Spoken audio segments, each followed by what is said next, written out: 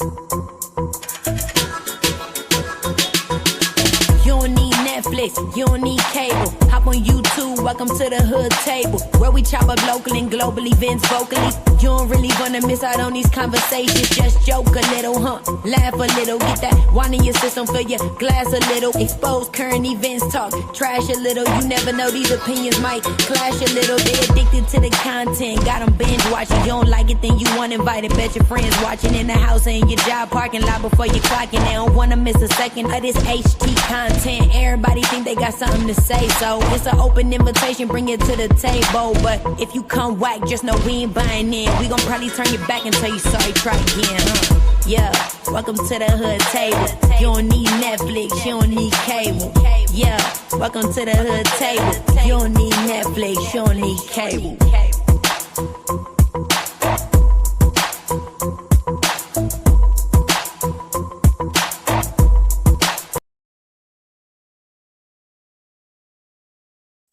Hey, what's up, everybody? Happy Sunday. Happy Sunday, Linda. How are you doing today? You guys, I hope you all are having a great Sunday. It is 1:24 p.m. Central Standard Time.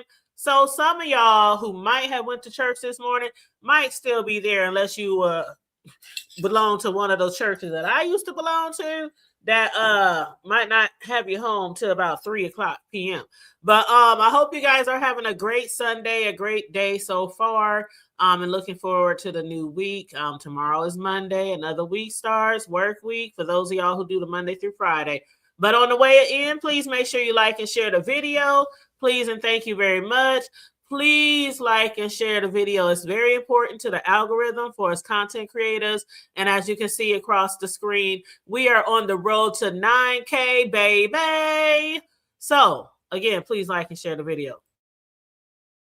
And on that note, I do want to say thank you to all those who has been on the road with me, especially my day ones, the ones who've been rocking with me since the beginning of the hood table creation, and those who came from my original channels over here as well and still support all my other channels as well. So I do appreciate all of you guys, the support, the donations, the likes and shares, the engagement, which is really, really important as well.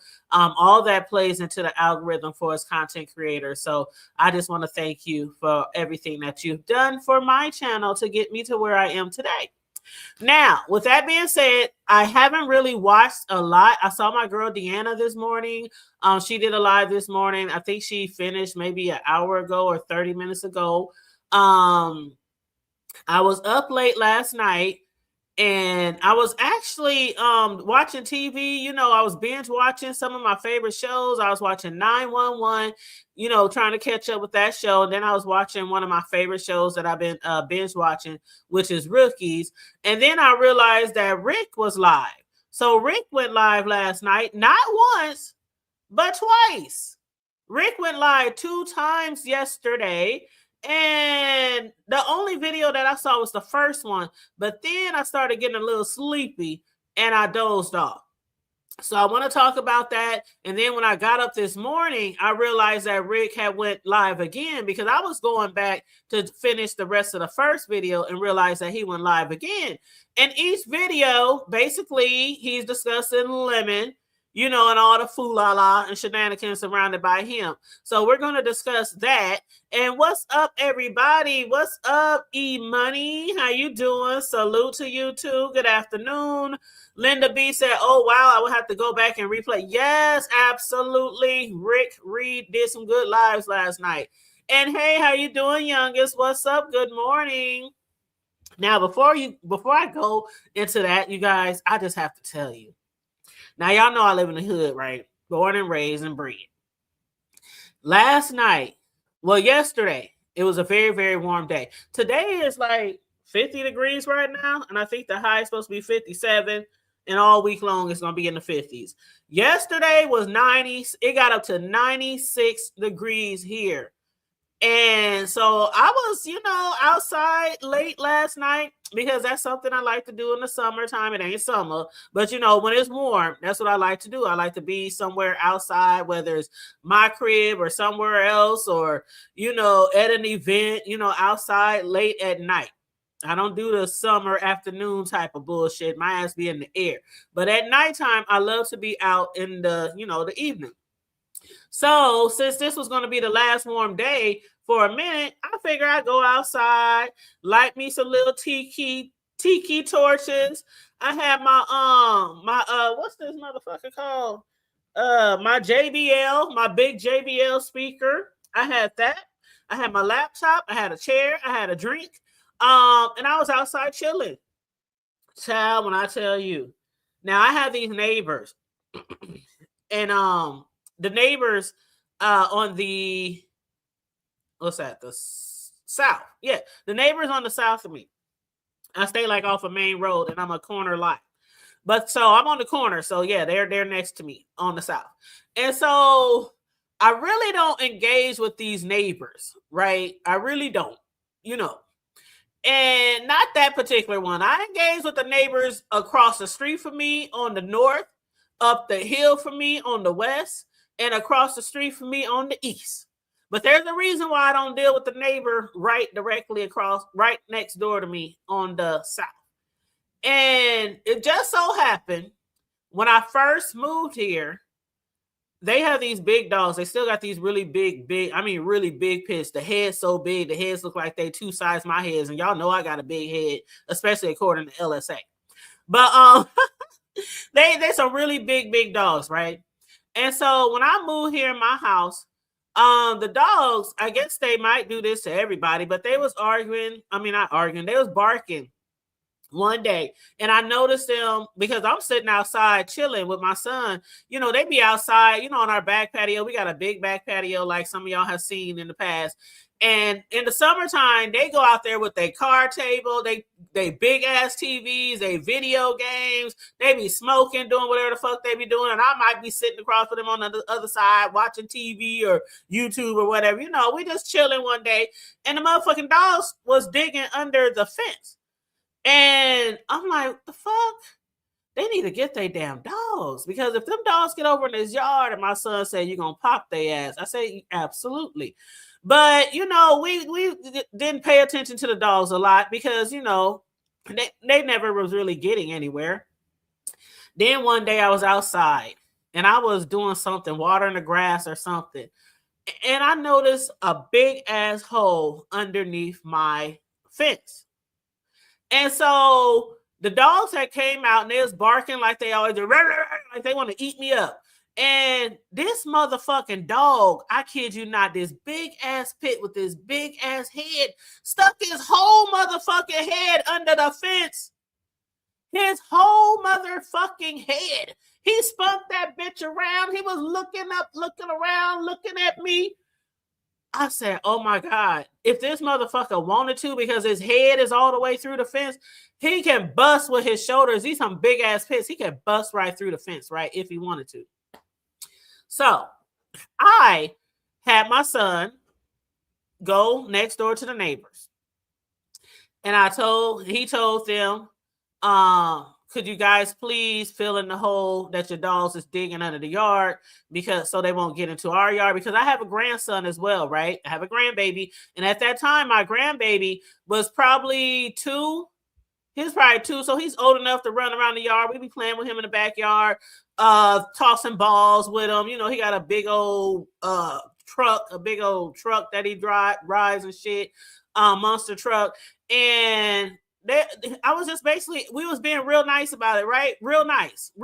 Okay. I don't know these people. I'm new to the hood, to the neighborhood. And so I didn't know these people. So my son was trying to be real nice. They was like, okay, whatever. So maybe a week or so later, the dog damn near one of his shoulders and his head could get through the hole in the yard. And mind you, it's summertime, so I'm always outside. I'm always chilling. Y'all done seen me in the summertime, always chilling. Barbecues, family, get-togethers, whatever. I'll be uploading some of that stuff for y'all, right? And so I'm sitting out there, and here comes the dog. I mean, okay, he got a head and a shoulder. Head, shoulder is about to be knees and toes up in this bitch, right?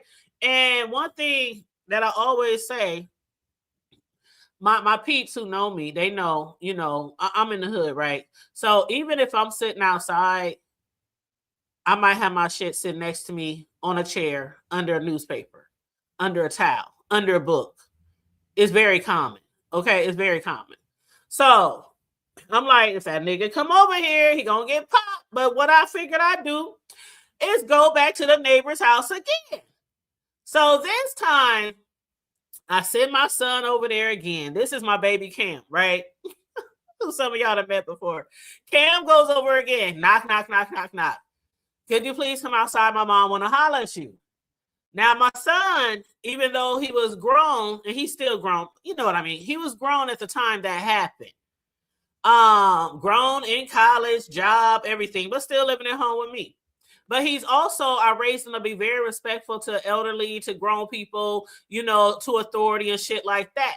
So my son, he was over there, you know, knock, knock, knock, knock. Can you please come outside? My mom wants to talk to you. Woo, woo, woo, woo. As soon as they come outside, I said, because I'm on the other side of my driveway. He's over in their yard on their porch, then my driveway, and then it's me over on my porch. And so I'm like, we didn't ask you once. We didn't talk to you before about your dog. Your dog is almost able to actually get under the fence to my yard. And so the lady, I don't know what was wrong with her, but she came out there talking about, well, I told my son to do it. I said, well, you need to tell your motherfucking son he needs to get on that shit today. I said, because if your motherfucking dog, and for those of y'all who claim y'all don't know that I cuss, I don't know where the fuck y'all been for the last 8 or 9 years, but my bestie was on here yesterday on the panel with me for almost an hour, and she was like, I don't know why they think you don't cuss, bestie. You cuss all the time. We've been friends forever. But anyway, I was telling that motherfucker, if you don't get this motherfucking dog, if that dog come over in his motherfucking yard, you ain't gonna have no goddamn dog. So the lady started yelling and screaming back at me, and we was yelling and screaming. I recorded the whole thing too. I even played it for y'all before. Only certain people heard it though, because it was really, really not how I would love to have somebody, you know, see me be. Because again, as I say, I can go 0 to 1,000 really quick when somebody fucking with me, right? So I was, thank you, TC. So I was cussing this bitch smooth the fuck slap out. And she was talking shit. I was like, let your dog come on the fence. Let your dog, my son up there, like he just, my son put his hands up in the air and he turned around. He said, well, I tried to be nice, but now my mama's mad. So my son just came back over. He said, you heard what she said. And you know, my son's a respectful child. Even though he grown, he was being respectful to the old bitch, to the old hoe. So I'm getting somewhere, okay? I'm getting somewhere before we get into the lemon shit. So I'm leading up to something, okay? So after cussing her ass smooth the fuck out and basically saying, if your dog come under that fence, you ain't gonna have no dog. It's gonna be swing low. Sweet chariots coming for to carry me. Okay, y'all know the rest, right? Dog was going to be some flower bringing and so. Okay, anyway. So later that day, not even hours later, her son and other people are out there with sand, rocks, dirt, wire, so they can put wire in front of the. I mean, they were out there that day. When I say I must have went the fuck off on this bitch, she must have told her motherfucking son, and I was waiting on his ass. I told all my cousins, my homies, we gonna have a problem because that's how we rock, right? It's a problem with the neighbor. Do you need us to come through, fam? Yeah, I think so. So motherfuckers was out in my yard, cars parked up and down the street on the corner because I'm a quarter lot. We out here kicking and smoking and drinking and shit on the back patio, watching them motherfuckers fill that motherfucking hole in. And that was that. But from that day forward, I never spoke to this neighbor on the south of me again, pretty much. Now, years later, because I've been here for years now, every now and then her son, he'll be outside if I'm outside and he'll just nod and I'll nod. You know, that's pretty much what it's been, a nod for a nod. Good morning. You know, shit like that. That's like the base of our conversation, right? So leading up to last night, I was sitting out on my porch, on the front porch. listening to my music, watching YouTube, Facebook, checking my messages and shit. And he comes outside and he's sitting on his porch. First, it was still daylight. So he's out there and he's just sitting on his porch, smoking a cigarette. I'm over here drinking my yak, doing whatever. Nighttime approaches. So it gets dark and nighttime approaches. And it's dark. So I light my tiki torch, which is right in front of me. And I hear neighbor. And I'm like, is he talking to me? And he says, I hope you ain't trying to burn the block down. And I'm like, no, it's just a tiki torch. But for some reason, he was trying to be neighborly. At least I thought. So I'm like, no, I ain't gonna burn it down. I said I got my laptop here. You know, I work from home. I ain't gonna burn my laptop. You know, I ain't gonna burn up shit. So I just continue doing what I'm doing, listen to my music and shit. I'm turned up. My music blasting loud. I'm listening to the old 90s R&B and shit and hip hop. Maybe 15 minutes later, I hear neighbor. And I'm like, what the fuck this nigga want? Because we don't talk like that. After the incidents where I cussed his mama out, we don't talk like that. He goes, now mind you, it's dark, right? Because I got my tiki lit, it's dark. I can barely see his ass. And he's light complexion like me. And I can barely see his ass in the dark. All I see is his cigarette flame. And so he says, do you think something wrong with me? And I'm like, huh? He says, people been telling me that I look different or I'm acting different or I sound different. Do you think I look different or act different or sound different? And I'm looking at this motherfucker like, mind you, I don't have that type of neighborship, relationship, whatever you want to call it with him. I don't know what the fuck you act like. So I'm looking at him. He's looking at me. And I say, is something wrong? Are you okay? He said, I just don't understand why people think I'm different. And I'm like, okay, now, again, when I'm outside, I always got my shit. Wherever I go, even if I'm sitting on my front porch or the back patio, I always got my shit. My shit was on my hip while I'm sitting up there, kick back, drinking with my tiki torch lit, listening to some 90s R&B, checking my Facebook and my IG, shit like that. I'm sitting there with my shit on my hip, right? I'm like, this motherfucker sounding crazy. Do I need to go in the house? I said, nah, I ain't gonna go in the house. I'm gonna keep sitting here. I said, are you sure everything okay? He said, you know what? I'll be over there later to talk about it with you. Y'all, when he said, when he said, I'll be over there later to talk to you about it, mind you, it's like 11 o'clock at night. And this nigga telling me that he'll be over later to talk about it. Okay, that's a wrap. Let me pack it up. Pack it up, boss. I packed up all my shit. I hurried up. Matter of fact, I hurried up and blew out. No, I didn't blow out the tiki because by that time it had blew out by itself. It had been burning for a while. So the tiki was already burnt out. I grabbed my laptop, grabbed my speaker, grabbed my drink. I left the chair and the table and shit out there that I took out there to sit. Because I don't leave it out there during the winter because you know how bad the winters be. So I don't leave shit outside like that. So I left that shit out. I said, I get that shit in the morning. I went inside, locked my door, turned on the porch light, turned on all the lights around my house so I can see a bitch coming, turned on my alarm, my ADT alarm, and sat that motherfucking pistol right on my table next to my couch on the end table. I was like, this motherfucker better not come over to my house and it's going on midnight. And we don't know each other like that, mind you. I just have to tell y'all about that shit because that shit was very eerie to me. I was like, this nigga don't know me from Adam. And the way he talking about people saying I act different, look different. I'm like, I'm assuming he might got some mental issues or something that I never seen or noticed because I don't fuck with my neighbor at that house like that because of the confrontation we had years ago. So I'm like, oh no, I gotta keep my eye on this fool. And I told my sons, so my sons will know, because you know they don't live here anymore. But I told my sons, just in case something happened, y'all know I got a security alarm too. So the security alarm, the ring on the front porch, because I got doorbells. I mean, not doorbells, but I got Ring cameras all the way around my house, right? And I got Ring cameras upstairs, downstairs, in the basement, all around my house. So my sons can easily go look on the Ring camera because they got access to the Ring camera. They got keys to my house. They got the code to my garage. They got the code to the ADT. They got the code to my cell phone.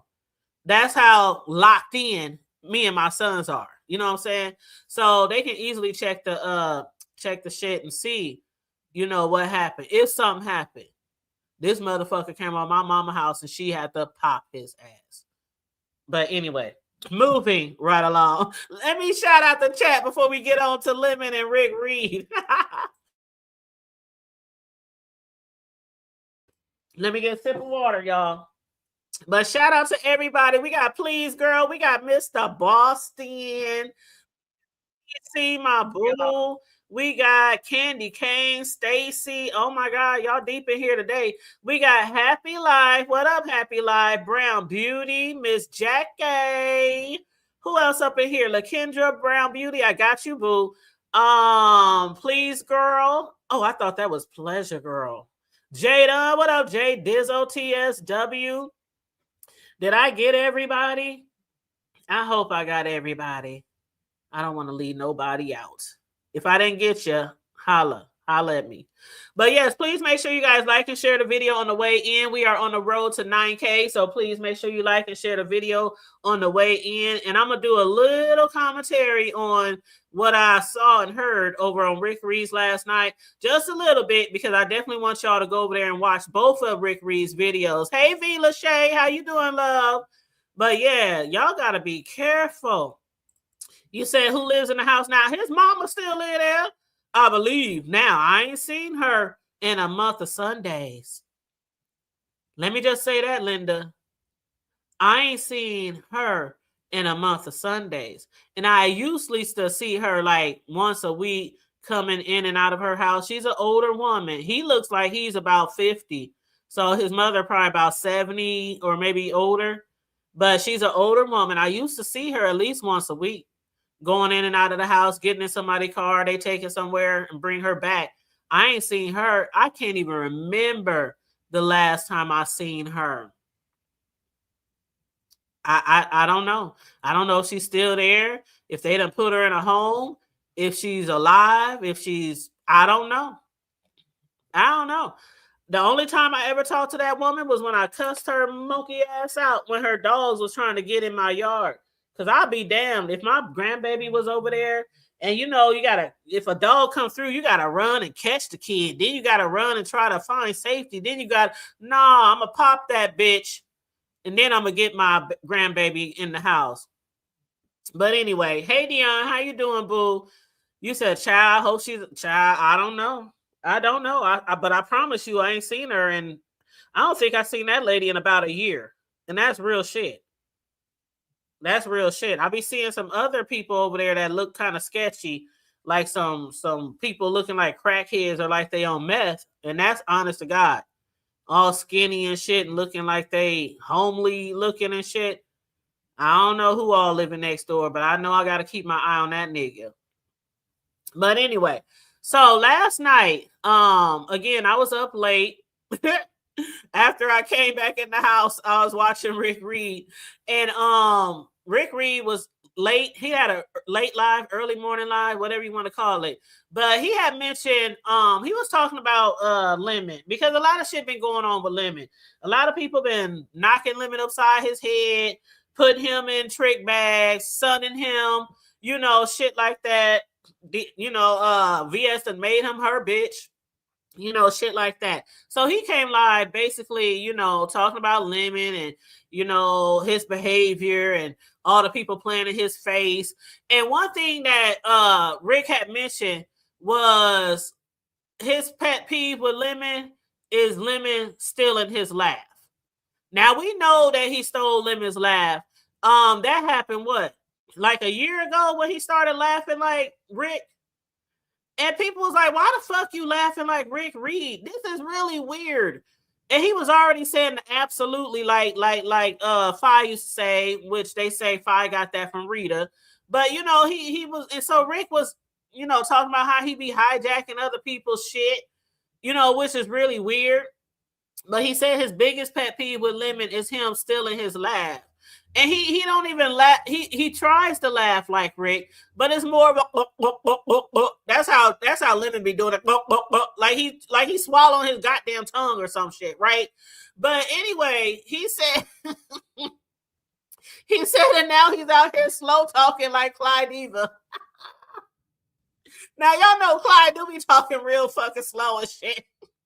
So I'm like, what? Now he over here slow talking like Clyde Diva because Clyde Diva over there hanging out with him now. Child, I was hollering. That shit does sound strange when he be trying to laugh like Rick. He be like, that ain't cute. That ain't cute. You ain't blocked, Butte. I know I ain't blocked you. I ain't blocked you, but I'll check after the live is over. I'll check her. But yeah, so he was talking about how he over there slow talking like Clyde now. And he was like, who is the real Lemon? We don't even know who the real Lemon is. And I promise y'all, like a week or so ago, I was over here on my own show talking about would a real Lemon please stand up? Because this motherfucker got 50 to 11 different accents. I mean, I promise y'all a couple of weeks ago, I was like, will the real Lemon please stand up? Because we have yet to meet the real Lemon. Because I don't know if the real Lemon was the nigga over there on Sir King's or if the real Lemon is the nigga over here on the playground, a.k.a. the Jordan Dash. I don't know who the fuck the real Lemon is. And one thing I heard the other day, I believe that was Just Krista, BBW on VS platform. And she was saying that she wished that Lemon would realize that people would probably still like him if he didn't, you know, display all this crazy raggedy behavior, as Lemon calls it. Lemon calls him own self raggedy, right? All the time. And I had said maybe a couple of weeks ago that Lemon is not going to ever be respected in this B sector anywhere if he don't start respecting himself and his channels. If he don't start taking himself more seriously and taking his channels more seriously, he will never get the respect from a lot of people in here. And all the motherfuckers over there, we know that be in his chat, all of them do not respect him. All of them don't like him. Some of them do, but all of them do not like him. They're over there because he's a whole fucking train wreck. We saw that very clear when VS put his ass in the bag and sunned his ass. We saw that very clear. The same motherfuckers that be in your chats watching the fuck shit in the train wreck was over there dragging and tagging your ass. I mean, they was dragging and tagging his ass, calling him all kind of dumbass niggas, stupid. I mean, there's all kind of shit. I ain't gonna go into all the names, but y'all was there. Y'all was there, especially after he left his panel of almost 500 and went to VS panel, who had about the same amount, because she said to have him come over there and apologize. They was tearing his ass up after she said, okay, now you my bitch. Child, that shit was epic. That will go down as one of the most epic moments in the B sector history. It really will. It really will. What up, Just Me? Hey, Miss Ray, how you doing? You said, I don't think you'll ever know Lemon. I don't think we'll ever know Lemon. And yes, he did went easy on him. He did go easy on him. Absolutely. What up, grown folks? You said, I don't think Lemon knows the real Lemon himself. Child. I don't know. I don't think we'll ever know the real Lemon. I really don't. But yeah, so the Lemon with the 50 different accents. He go from New York to Philly to Cali to Southern to North, South, East, West, London. I mean, he go all over the place. I just ain't heard no Japanese or Chinese accent yet. But but one thing, like I said, I do believe exactly what BBW, how she feels, that if he really was very true to himself, he wouldn't have to be raggedy like he is. I would never call myself raggedy. I would never call myself anything negative. The way you feel about the way you feel about yourself. Like they say, if you don't think yourself beautiful, nobody else will. If you don't respect yourself, nobody else will. If you don't value yourself, nobody else will. And as long as he keeps calling himself raggedy, everybody else gonna feel that way too. You know what I'm saying? But again, the crazy, outlandish, drunken character on YouTube. I think if he stopped doing that, people will still like him. But he literally believes that he has to continue acting this way, how he acts on here in order to get support. That's how he feels. But also Rick mentioned, how VS has said the other day that she thinks that Lemon, that she might have gave him too much pressure. She might have had her foot on his neck too hard for too long, and Rick was like, yeah, well, I kind of do, but then again, I kind of don't, because Rick was like, you be doing shit to everybody over here. You be on some fuck shit. You be cussing motherfuckers out for no reason. You just be acting like really crazy a lot on here. And so he said, yeah, she might think that she had to put too much pressure on you, but over especially the last several years, the last year or so, when everybody was coming at him and doxing and calling his mama and them and all this kind of shit, like some of this shit he got for literally acting like this crazy, outlandish, drunken stupor of a character on here who don't even remember what the fuck happened the next day, who don't even remember, and falling asleep. Let's not forget falling asleep on his panel, right? But let me see. Do I got somebody in the back? I think I got somebody in the background. I gotta put up my banner. I think I'm sure it's pretty much you, but you know how we do around here. We gotta be careful.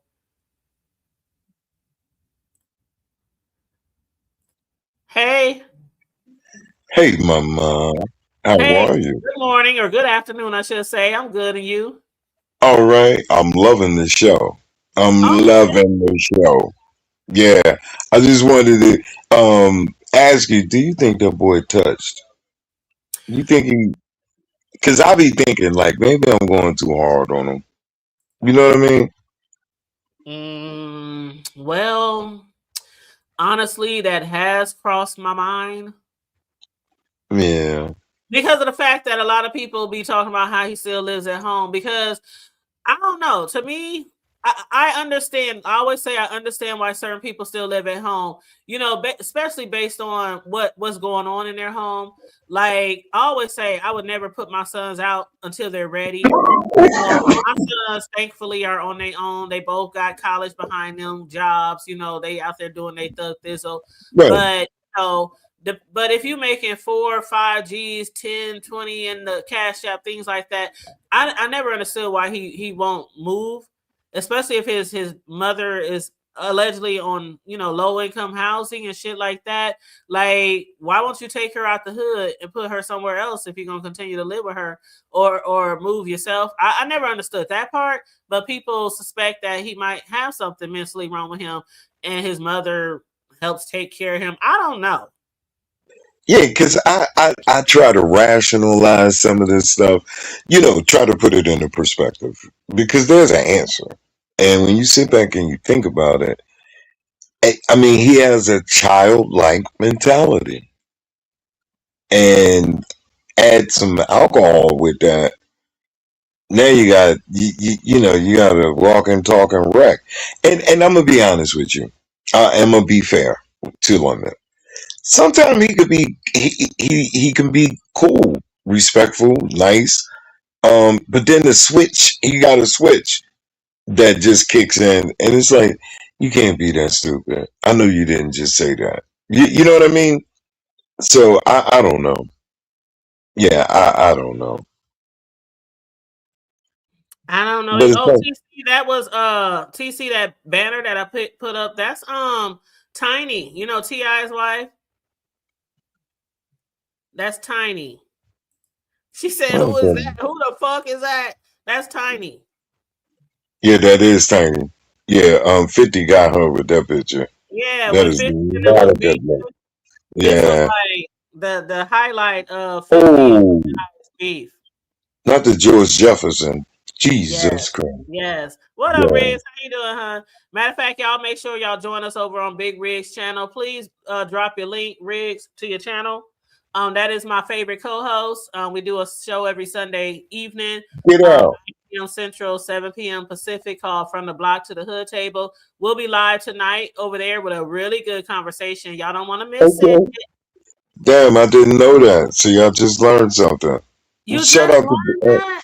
I swear I did. Shout out to Rick. I saw him in my chat for the first time, like either yesterday or the day before, and I was like, "What's up, Doc?" Yeah, but Oh. yeah, I did not know y'all were doing that. Yeah, we Yeah. are our 1 year co-host anniversary is at the end of this month. So we've been doing Wow. Okay. Hey, it. TC. What's up, my Philly girl, my Philly sister? What's going Yeah, on? Okay. absolutely. Yeah, Absolutely. I'm gonna have to check that out. I did not know that. I Yeah. sure did. Yeah.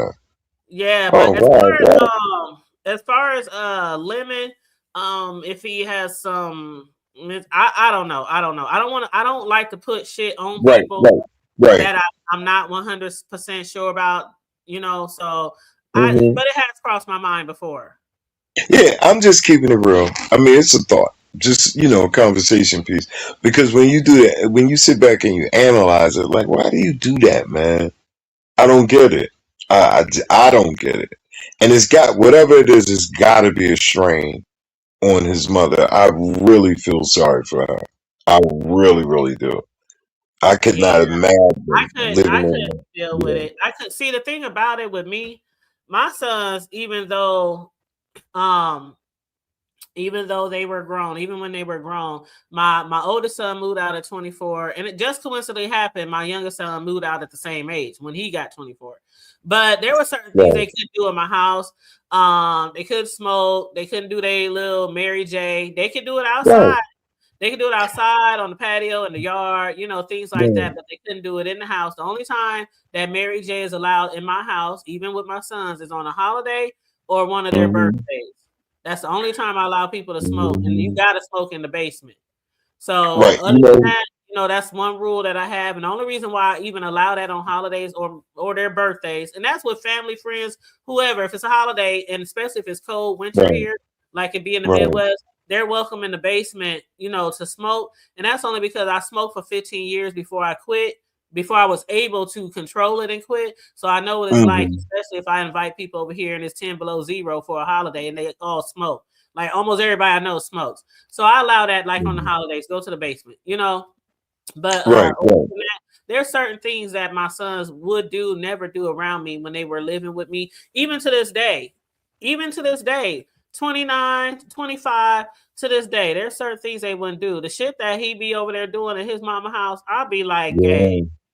I'll Yeah. be like, gay. I'm yeah. I'm 60, and when I'm at my mom's house and I want a cigarette, I gotta go outside. Yeah. It even until it ain't like I'm grown. I'm gonna do what I want to do. No, I still don't smoke in front. My mom don't see me with cigarettes in my mouth. Even Mm-hmm. until this day. She may know it because I'll smoke and then come back into her house and she be like, them things stink. You know what I'm saying? That's how she get it. And then I generally, oh, wow, why are you being so mean to me in the chat? There's That's no. bad. But They yeah, being so, what's the thought of my sons being on YouTube all day, all night, drunk, talking loud, talking yeah, crazy, yelling, screaming, all that kind of shit, and then sleeping all through the daytime, and then wrecking my car, and oh no, that's another thing. My sons yeah, were never allowed to. Well, I ain't gonna say never. I think my son probably drove my car twice, the oldest one. And that was once when he had to drive it because I was driving the U-Haul to move or man, something like that. But they were never allowed to just. I would buy my sons of cars, and I had bought them several each before they drive. I'm so serious. I'm one of those parents. You will mm-hmm, never crash my car. mm-hmm, I will buy you a mm-hmm, car. Let's go. yeah, yeah, tear that up. You ain't playing Tear with your this one. own shit Let me, up. yeah, My let sons, me, I done bought them several cars each. You is not driving my okay. shit. No. Let me ask you a question, because I don't know. QI has beat me up bad. I'm a predator and Yeah, I all of think that. I'm a welcomely allow you to say, you know, your final statements up here, and then I'm gonna move on along because Yeah, they yeah, yeah. yeah, yeah. What I was gonna say was I did not know about the show, Okay. and and I like you.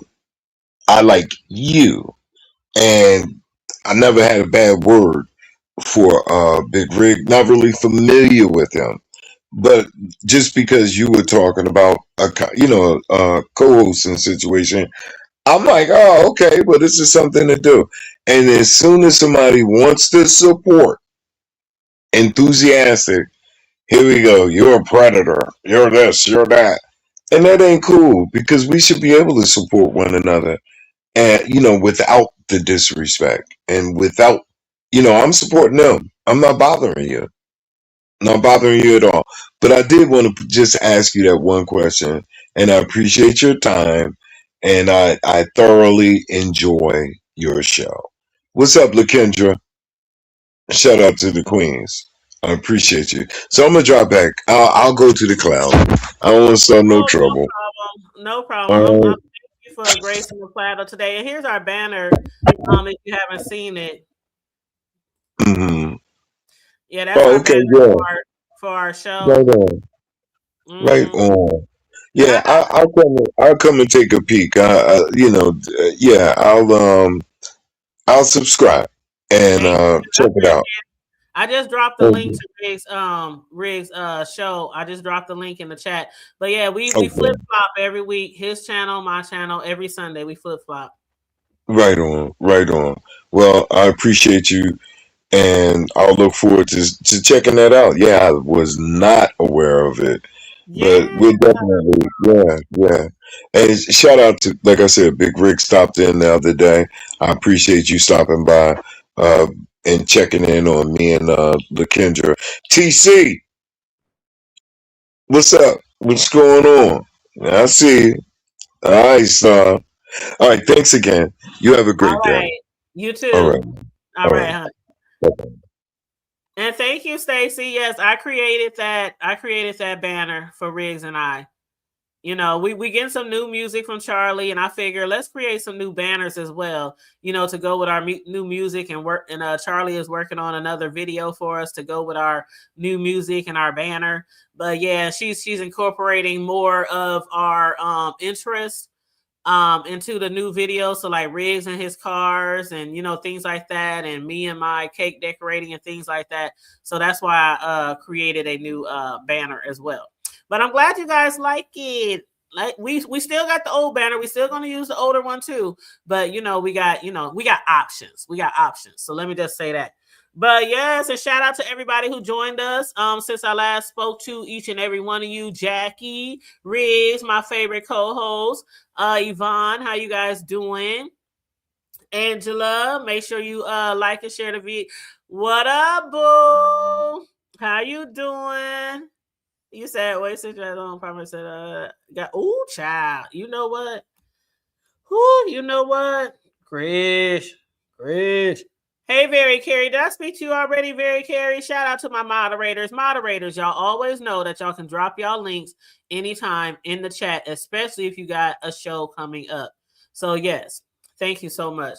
But okay, so so Rick had mentioned how VS had mentioned, she might have put too much pressure, too much work on him. VS actually, we talked about VS the other day. She said herself that she thought the sector needed her, and that's why she came back after the shit popped off, after the shit was lemon, after she backed his ass up off of her.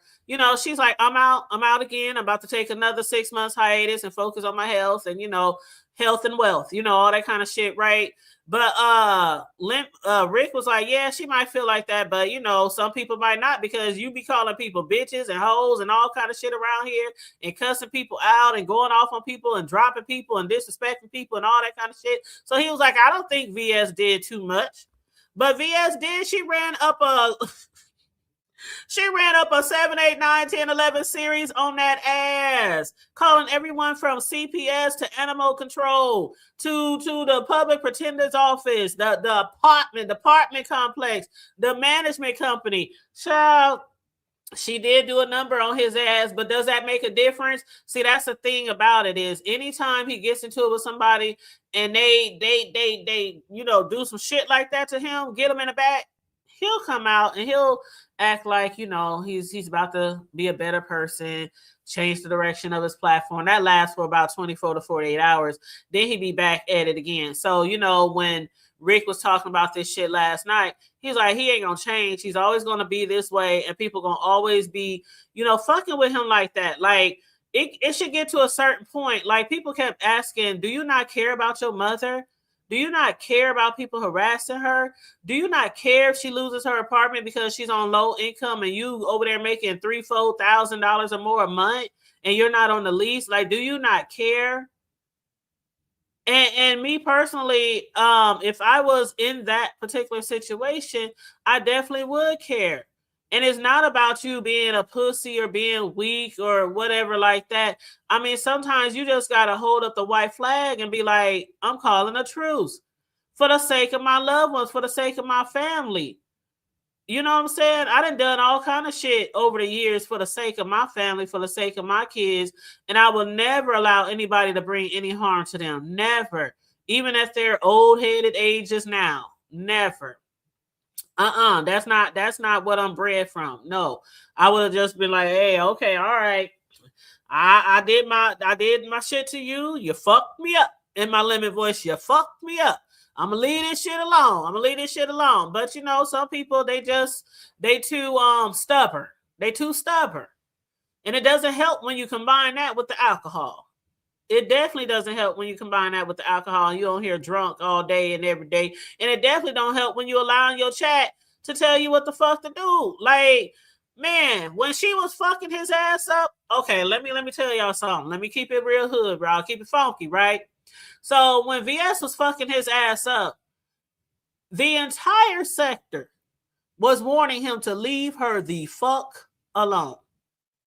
The only people who was egging him on, the only people who was gassing him up, he had some people over there in his chat gassing him up and egging him on. Who is BS? BS ain't this. BS ain't that. Ain't nobody scared of her. Don't back down from her. Da, da, da, da, all that kind of shit. Ain't nobody scared of no BS. Da, da, da, she this, she that. She thinks she's a bully. All the shit they were saying, right? They gassing his ass up. And I'm like, I know some of y'all seen it. Those are the same people who know for damn sure that VS will have his ass in a trick bag. They know it, but they over there gassing his ass up. Why? Because they like to see his motherfucking train wreck. But when VS told somebody to run over to his chat and tell him to come to her and apologize, now everybody in his chat was like, no, don't do it. You saw how the tables turned? They was like, no, don't do it, nigga. Don't do it. Just leave it alone, nigga. What you going to apologize for her? No, just leave it alone. Just stay in your chat. Stay here. Don't leave us. Don't leave us. He had like 500 in the chat. It was like, don't leave us. This nigga really gonna leave his motherfucking chat. I mean, they was talking all kind of shit in the chat. VS was holding about the same amount in her chat. It was a war of the numbers. It was a number wars going on, right? She was draining his chat and shit every now and then. And then after he apologized, then VS declared him her bitch. Then his chat was really dragging him, calling all kind of names and dragging his ass, And see, this is always why folks be, talking about Lemon be always listening to his chat too much. Not only that, but Lemon be allowing everyone to play in his face. And over the past few weeks, man, if you ain't seen that over the past few weeks, him allowing people to play in his face, we saw people running from his platform to VS platform, from his platform to VS. They over there with VS. What up, VS? What's up? They're talking shit about the Lemon and all that. Then they go back over to Lemon House. Lemon, what's up? I'm like, child, you can't make this shit up. You cannot make this shit up. Lemon be on at night, they over there. VS be on in the morning, they over there. Lemon be on at night, they back over there. Not just in the chats like we all do, because we all go from chat to chat. But they actually on the damn panel. Actually on the damn panel. And I'm like, this is crazy to me. Hold on, let me see who this is in the back. What's up? Good afternoon, Good afternoon. Tanya. How are How you? are you? I'm all right. I heard the topic, and as usual, I see that there is still discussion about the king of the beef sector. I do want to say this. Many months ago, before anyone had really discussed the issue, I had explained to Lemon, the correct approach, going behind the scenes, apologizing, uh, rebuilding bridges. I was I was ridiculed. I was laughed at. I was admonished. People say he doesn't need to do that. He doesn't need to do that. And again, it's those people who have never accomplished anything giving him that advice. I told him don't go to Vegas. It was laughed at by naysayers. They say don't listen to him. Don't listen to Big Talent. Of course, he doesn't know what he's talking about. But eventually, his mom told him. He listened to his mom. This is the mom that bedded a sexual deviant, a criminal. He listened to her advice. And then he also started listening to advice saying, go ahead and apologize to these people that you've offended. And now those same people who laughed many months ago, when I talked about the issue, they're now telling him to apologize. And he doesn't. But he does it many months late when he should have resolved it with Diva a long time ago when I told him to. And again, this is a problem that continues to be a problem that persists in this sector. You don't know who to listen to. These people have no idea who is somebody who is a legitimate source of sound advice. And it's unfortunate. And we call that the good times syndrome. You remember good times, don't you, Hud? You Yes. remember James and Florida Evans. Yeah. The thing about this that was created by a white writer named Norman Lear, and many people know Norman Lear. He did a lot of shows, All in the Family, Sanford and Son. But with this one, and this is why we call it the good times syndrome, he wanted to show black people who were living very poorly in abject poverty in the housing projects, Cabrini Green. And there would always be a glimpse of hope that they would get out of the projects. Either the son-in-law would be a football player. We know what happened. What happened? That son-in-law, right before he gets signed for a professional football team, he breaks his leg, and they end up staying in the project. You remember James was always getting a job outside of the car wash, a good job. But we knew what would happen. He would eventually not get the job for whatever reason, and they would stay in the project. So therefore, you wouldn't have a show unless you continue to have these black people who are under abject conditions. You wouldn't have them get out of the project. The more fun is to watch them get close to it and then snatch it away from them. You understand what I'm saying? So it's a kind of a torturous situation that's happening. And this is what's happening with various people in this sector. You can tell them it looks like they may blow up and be big. They can do this and that, but they eventually self-sabotage. And that's what these people do. They self-sabotage, and they don't know it. Even to the point they're having a discussion about high-value men that Pizarro puts together. What we end up with is a panel full of great value men who are babbling, don't know what they're talking about, not clearly stating whatever the objective was of that particular conversation that was taking place on Pizarro's panel. They're just verbally masturbating and, trying to sound good, trying to sound intelligent, but nothing really was learned. And this is what happens with our people. And we have to, I can say we need to do better, but that's the good time syndrome. They're not going to do better. So why play with them? So this is why I'm urging everyone, the intelligent people, the 2%, the Langstonites, cut your ties. Cut your ties. These Negroes are not worth it. You need to clown them repeatedly, play in their face, and treat them cruelly. And hopefully they'll learn from that behavior. But don't waste too much time. Don't waste your money on them. Thank you, Tanya. I got to go. All right, hon. Thank you for joining us this morning. Let's see who we got back here now. Lee? Yeah, I was trying to catch the drive-by king as he sat up here and talked about absolutely nothing. Good Times I think he left. I don't know. Talon, are you still here? I see him still. Good Times wasn't created by Norman Lear. He stole that from a black guy who actually lived in Cabrini Green projects. And contrary to popular belief, they did get out of the projects. But again, Talon wanted to come up here and talk about Chicago, I see. So I'm gonna let him have his Chicago moment. All right, Malik. Okay. So shout out to everybody in the chat. Hey, Pizza, I see you, boo.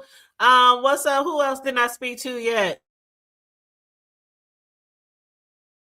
Let me scroll on down.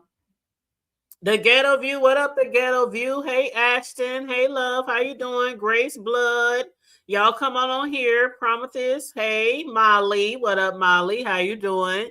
Welcome, everybody. Please like and share the video. Bird, the doll. Hey, how you doing? Hey, TMO. How you doing? Zoe, Lady Dims. What up, Dims? How you doing? Yes, come on in, you guys. Diane from Brooklyn. I'm from New York. What up, Zoe? You said James Evans was high value. What? You know what?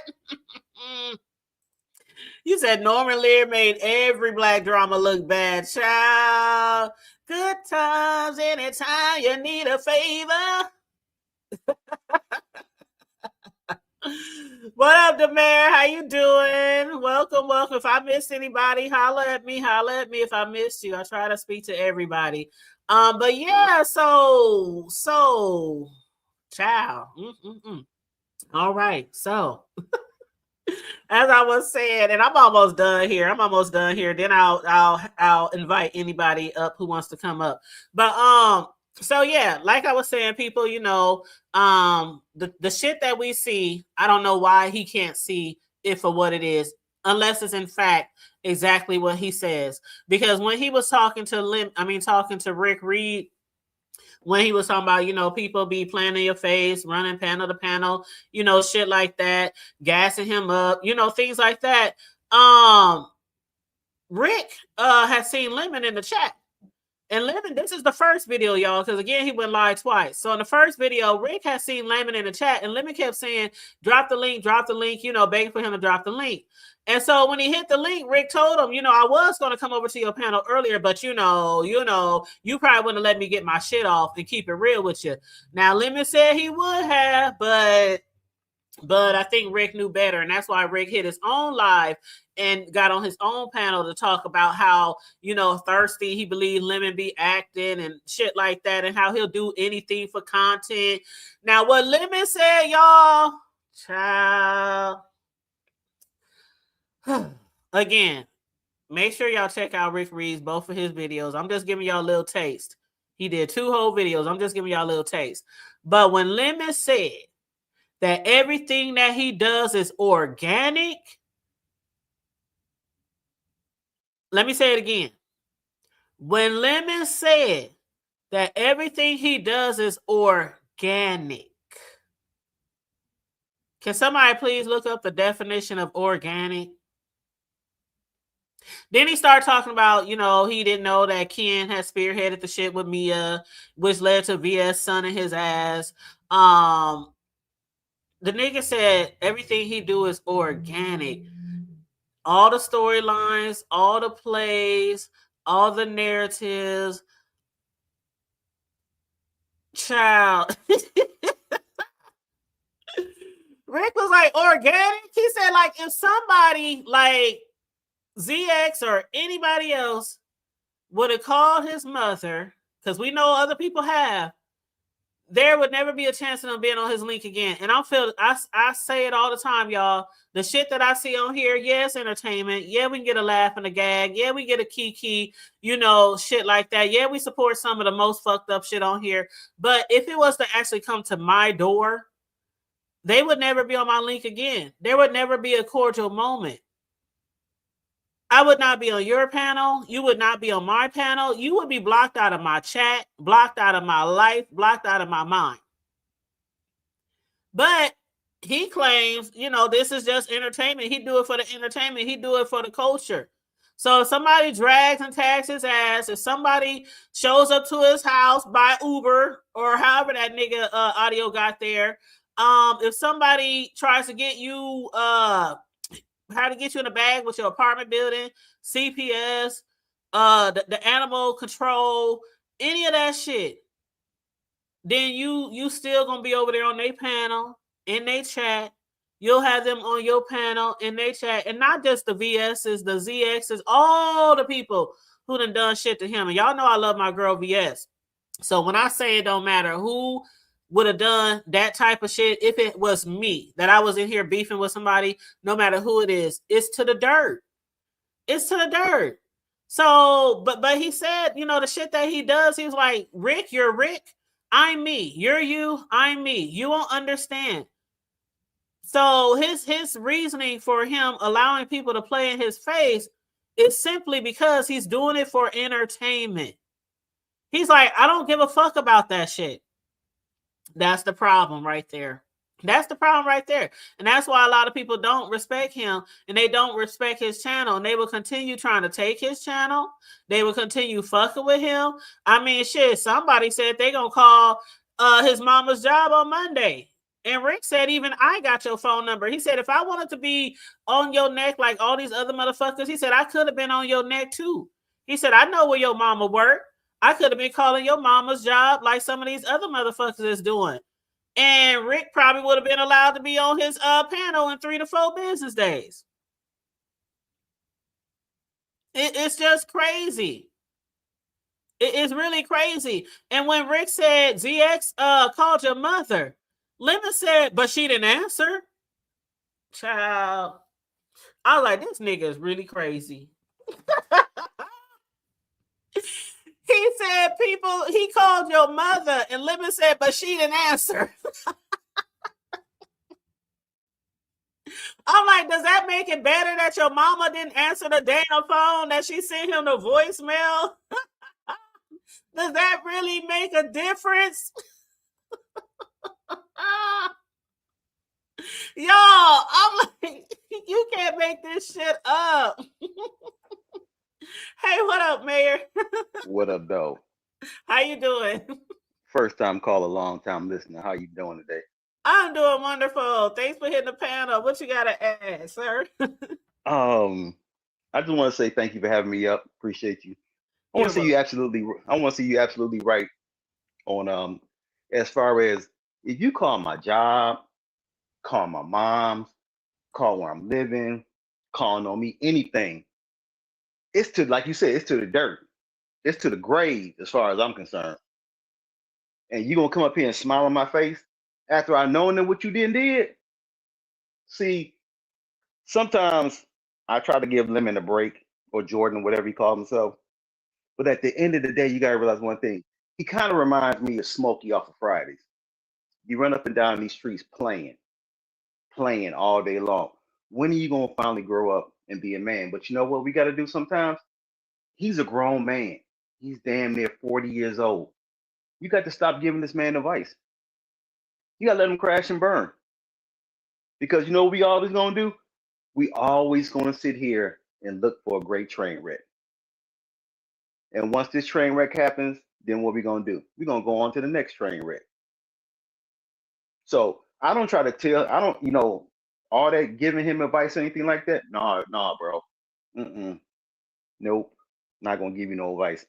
Do what you want to do. Do what's it's gonna not make even you worth happy. your breath. It's not even worth the Right. breath. Do what's gonna make you happy. Do what's gonna make you happy. And if that's what's gonna make him happy, then let him do it. There's nothing we can do. There's nothing we can do nor say that's gonna make him change his mind.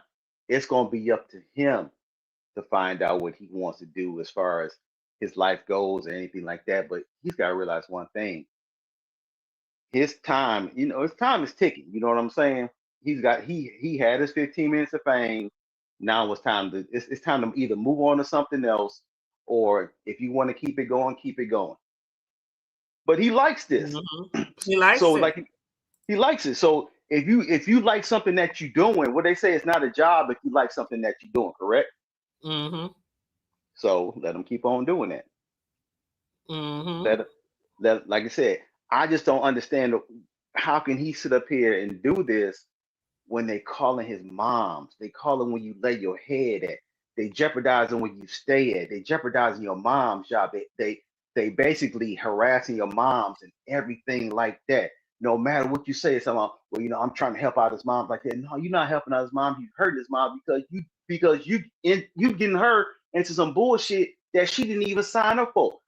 When old boy signed up for YouTube, he signed up for YouTube, not the dog, not the apartment building, not the apartment complex, not his mama, not his mama's job, anything like that.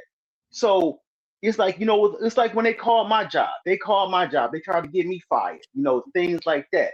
So I told them before, if the person who called and did all that, it's to the grave. That's the way I look at it. You're not going to come and sit on my panel and talk in my chat room and then come up in here and smile in my face while you stab me in the back. No. That same night that you stab me in the back with, I'm going to pull that knife out and cut ties with you. That's exactly how I feel. That's exactly how I feel. I'm like, I'm not going for that with nobody. You cannot call and harass my loved ones and then continue to hit my panel and continue to hit my link and me say I'm being cordial with you. Now, like Rick said, if it's a back and forth, we just arguing, I call you a bitch, you call me a bitch. I call you a hoe, you call me a hoe. If it's some shit like that, I understand, but that shit going outside, off online, and it really this really affected his mother. I can imagine his mother over there stressed the fuck out. Oh, yeah. To the point where she had to start sending all her calls to voicemail because she don't know if it's friend or foe. You know what I'm saying? And then she's over there on low limited income. Obviously, she's on it for a reason because she's an older woman. So it may be a reason of health concern. It may be a reason of she just not making a lot of money. Once you get kicked off of low income and shit like that, housing, especially if it's like public housing, that's a wrap, nigga. If it's like where I'm from, you got to wait 9-10 years before you can even apply again for public housing. If they catch you out there with people living in your shit, not on the lease, making a whole bunch of money, you are banned and barred for like 10 years. Right. So that shit really affects your motherfucking family, like really affects your family. And somebody in the chat said, if his mother lost her job or something, he would care. Why wait till then to care? You should be caring now. Exactly. Like when they told you, Lemon, you should go over there and you should verify for yourself. While he was up there dragging, all in the chat, did you hear VS say that? Did you hear her dragging you? Did you hear her?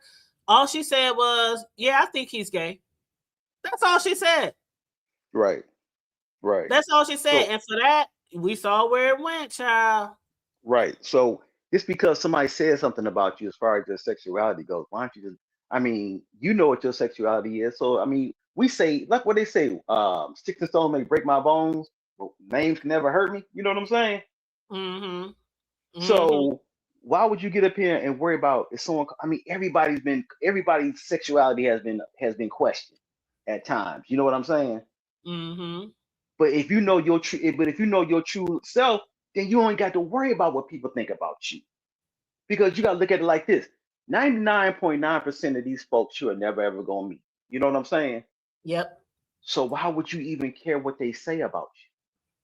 Well, that's why I don't bump guns with nobody on here like that, because the era that I grew up in, it was no talking, no lip jabbing, no going back and forth. No, it's like before you can get bitch out your mouth, your teeth is out your mouth. We grew up fighting. We didn't grow up arguing. So this stuff on here, like I say, is really entertaining, but I would never waste my breath on here arguing and fighting with somebody all day. Like if they come see me, that's different. but it's not, to me, it's not worth it. It's just not worth it waking up every day and seeing who wants to fight with me next and all this kind of stuff. You know, I get why people do it, and we're here for it, right? We're here for it. But the But train I wreck just we hit. be with people who really go low like that. I can't be like, now let me make sure I make it very clear. If you come for someone with a rock and they hit you with a motherfucking bazooka, Right. then you know you can't Right. say, well, I called you a bitch. You should have just called me a bitch back. I threw a pebble. You should have just picked up a rock. No, you can't say that then. So when people come and get your ass, that's your ass, Mr. Postman. But for the Right. people who just be just on here, just on some gutter ass fuck shit, and then want to try to get you into a narrative to fight, no, I don't fall for that shit. Right. Because like, you know, over here in our sector, we got people, we got a dude who likes to take a drone and drop stuff over people's houses. See, now that's fucked up. Right. And then It's me. this person and then this person dropped something over and hit a little girl. And Mm-mm. then but then, like I said, everybody think that's funny. Now, you dropping something 200 to 300 feet out the air, just not knowing the momentum that it picks up when it comes down. And you hit that low, and when you hit that little girl, thank goodness that you didn't hit that little girl on her arm. Just think if he would have hit her in the head or something like that, he could have killed that little girl. But yet and still, he thinks that shit is cute. There's nothing It's not cute cute about at it. all. It's not cute at all because everybody knows that anybody can be found. And is that you, QI? Yes, it's me. I'm in the building. Oh, hey, what's up, hon? Nothing much. Can I have the floor for a minute? Oh, yeah. All right. I was really interested in hearing the rest of your commentary because I didn't see the second part of the video. And let's go ahead and talk about some hypocrisy. Remember when you were speaking earlier about people who go from chat to chat and they were egging this side on, and then next thing you know, they're egging the other side on, and they're on both panels? I really wish some of these people would not click that blue link, would resist that blue link. We're really tired of seeing some of these people. And the mayor, you are one of the main people on Lemon's panel with Vic Damone up there, you and the rest of the women hating club trying to egg him on not to apologize. So I really don't appreciate some of y'all playing in our face. And we're tired of seeing y'all with that babble and your poor examples to other young men. And we're tired of seeing y'all. Y'all need to go somewhere and get y'all minds together. Y'all are like haters. And then it's like y'all trying to program somebody. Over here all the time, every panel. We don't want to hear no more your bullshit. And I'm out.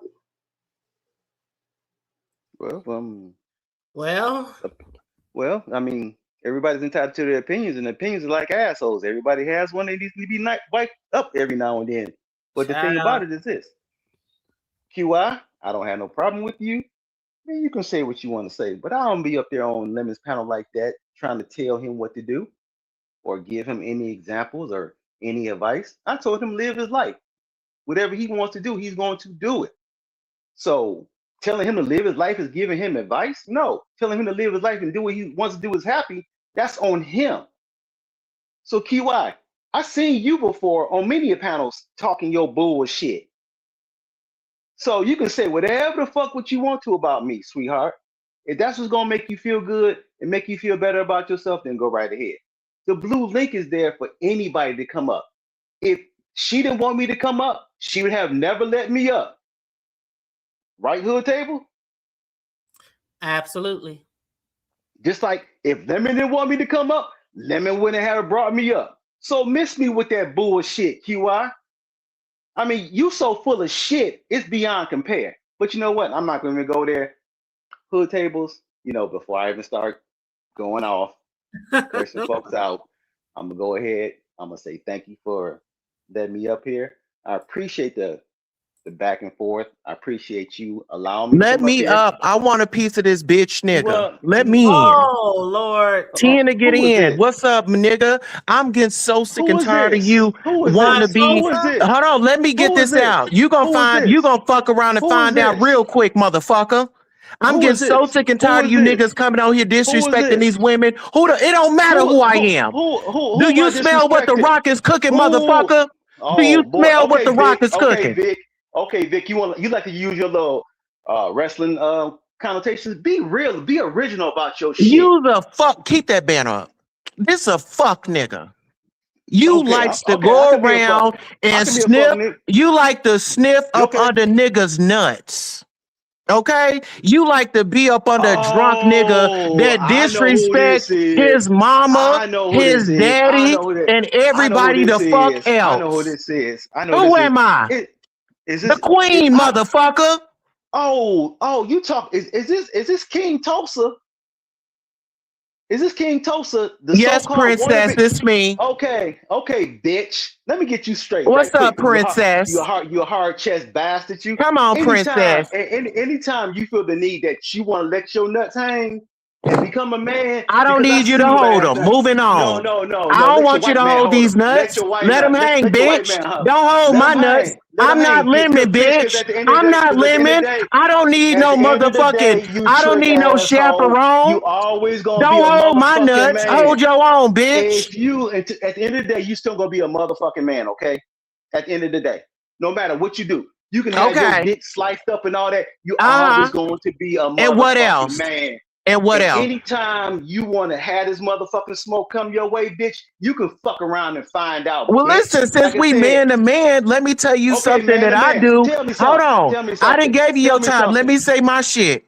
Say Go your on me. shit then, bitch. Okay, so listen here. I'm more man than you'll ever be, nigga. I've never Okay. left my children's life. I'm a black man that take care of his motherfucking kids. What's your rebuttal? What Go ahead. kids? What kids? What kids you take care of? You take care of another man's kids, right? Right? You take care of another man's kids. You don't have no kids, do you? You take care of another man's kids. You dumb I ain't bastard. never ran out on my kids, You. black man. What kids did I run out? What kids did I run out on? I ain't never What ran kid? out on my What kids, black kid? man. No. What kids did I run out on, black man? I ain't kids did never I run ran out out on on? my kids, black man. No. What kids did I run out? Because I only have one child, and I took care of my child. My child is doing very well. I have one child, you dumb That's why you bastard. showcasing her around, so everybody. I Yeah, have one you child, showcasing you her dumb around. Let's talk about motherfucker. that. Let's talk about it. No. Let's talk about Do it. you have any kids? Do you have any kids? Do you? You stupid motherfucker. You didn't No, I see I I think got you're one child. stupid. Because your answer You is my take answer, bitch. you take care of another man's child.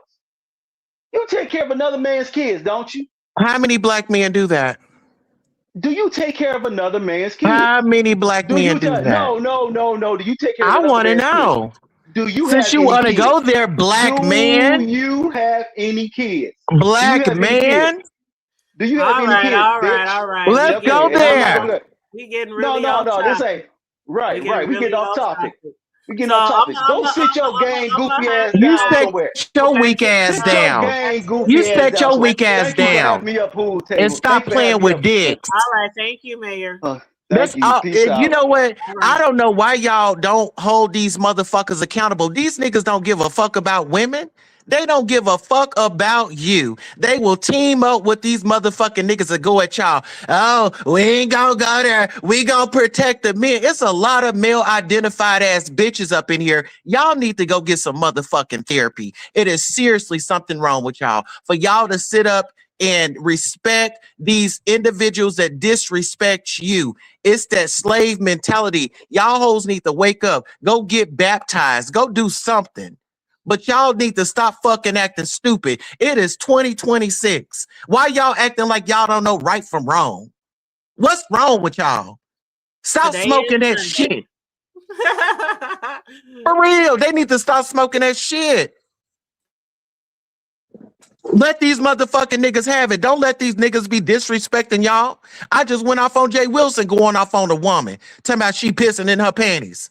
Bitch, fuck you. Stop going at women. You came from a woman, motherfucker. That's the point that I'm proving.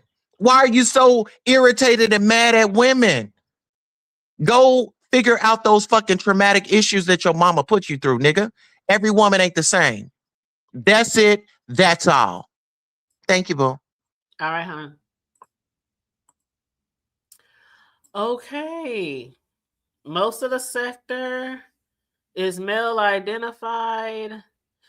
Oh, wow. Mm-mm-mm. Yeah, that's the gist of it, y'all. And yes, it is Sunday. Y'all talking about, is it Sunday? Yeah, some of y'all motherfuckers need to be in church.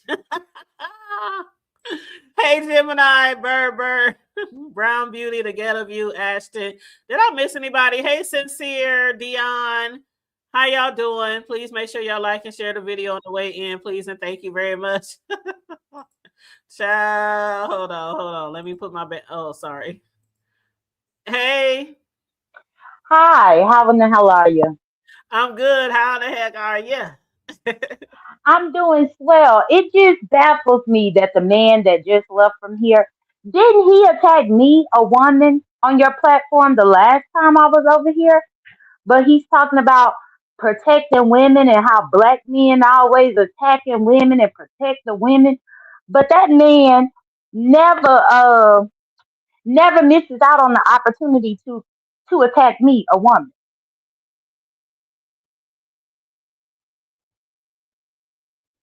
I just thought that it was quite hypocritical, if I'm going to be honest. Well, be honest then, child. Be honest. Right. You know, sometimes people think because they put a wig on and because they put a tape between their legs that they actually a woman. But anyway, Hood Table, let's talk about it. Ooh-wee. Okay. Y'all is a mess this Sunday afternoon. Y'all is a mess. But okay, so yeah, we was basically just talking about Lemon and how he be, having people playing in his face and taking shit offline, and how Rick basically said he was gonna stop calling him because he could have been on his neck like everybody else around here, especially like after what had happened on the video app. Okay, so did you watch both of Rick's videos last night? Yes, I did, Hood Table. They were both. When I woke up, I was trying to catch up on the first one, only for him to go live with that second one. Yes, so I ended up redballing through both of them. I didn't expect that because when I fell asleep through Rick's first one, I woke up to rewatch the rest, and so I ran into the second one thinking I was still on the first one, and Rick just started in on Lemon at the beginning, and I'm like, hold up, what the fuck? I was confused, and then when he said, "You think I ended that live because you think you go?" I said, "Oh shit, this must be a new live." So I went back to the first one, and I just went all the way to the end. All the way to the end, and where Lemon has said what he said to Rick Reed when he was telling me that you should be thankful or grateful that I even got Poetic Flocka over here to your channel. He said you should be thanking me. Rick must have dropped that nigga and started going in and cussing him out. Then he ended that live, and then he came back live the second time, and that's when he said he gonna stop calling you and just allow everybody to do what the fuck they want to do with his raggedy ass, and keep putting him in a corner or in a trick bag and shit like that. So that's where I was getting into. So did you see that part? Yes, I did. And actually, Rick, I had screenshot the whole Flacco thing and put it on my done data so the people know the timestamp. But Rick did go off, but then at the end of his last live, he ended up saying that he did gain 14 subscribers. So he gained 14 wanted to respond whenever she's done.